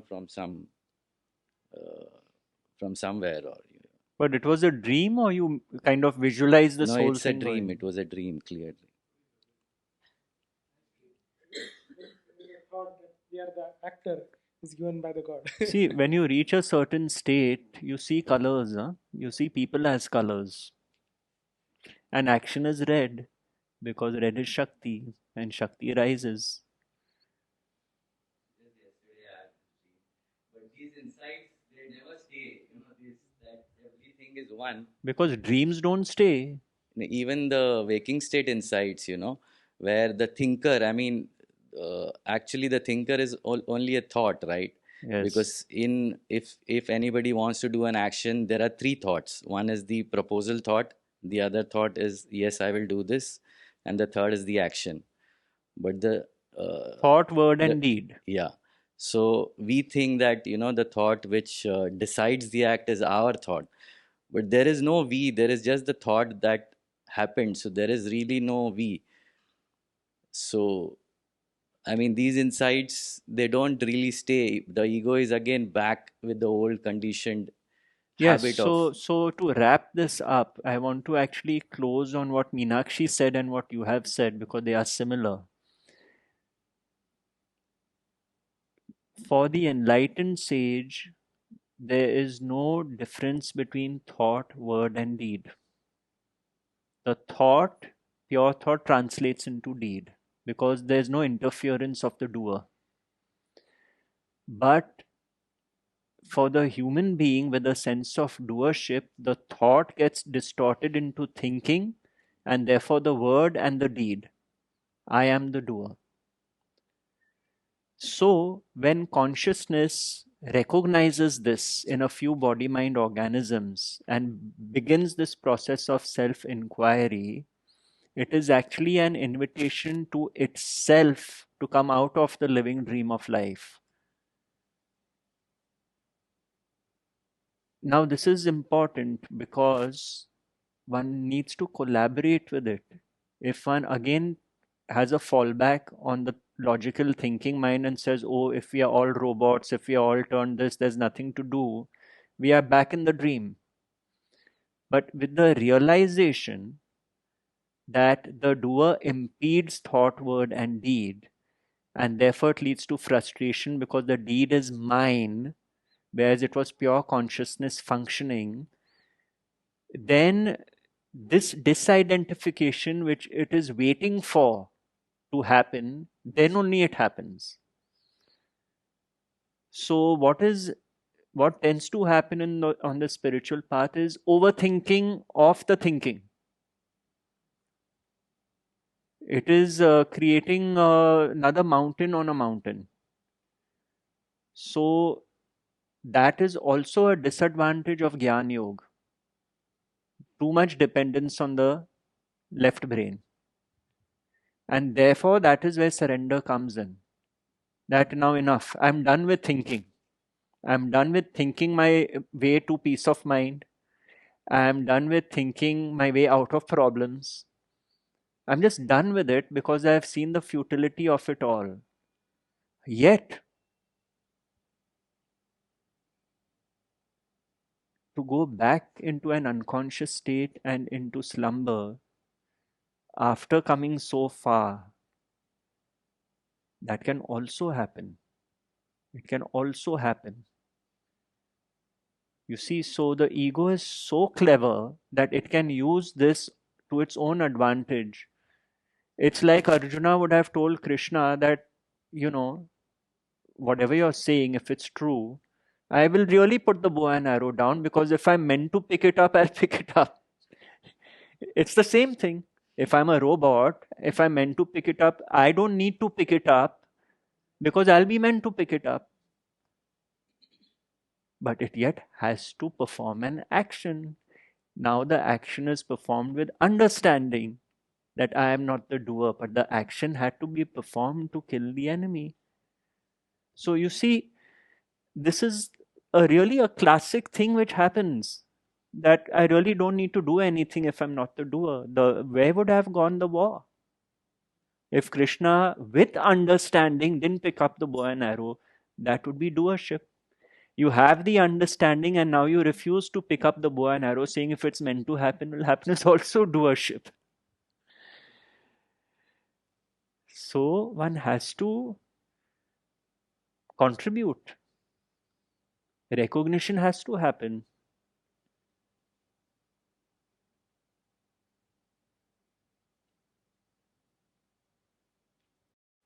Have we overshot our time? What is the time?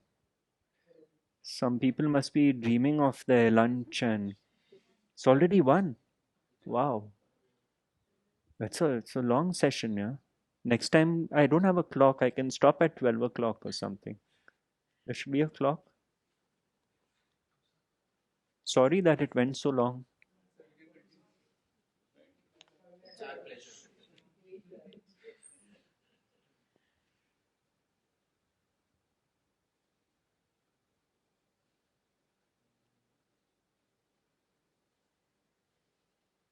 So it's so nice to be in a relaxed atmosphere, and we must open up and be honest. Nobody's judging anybody here.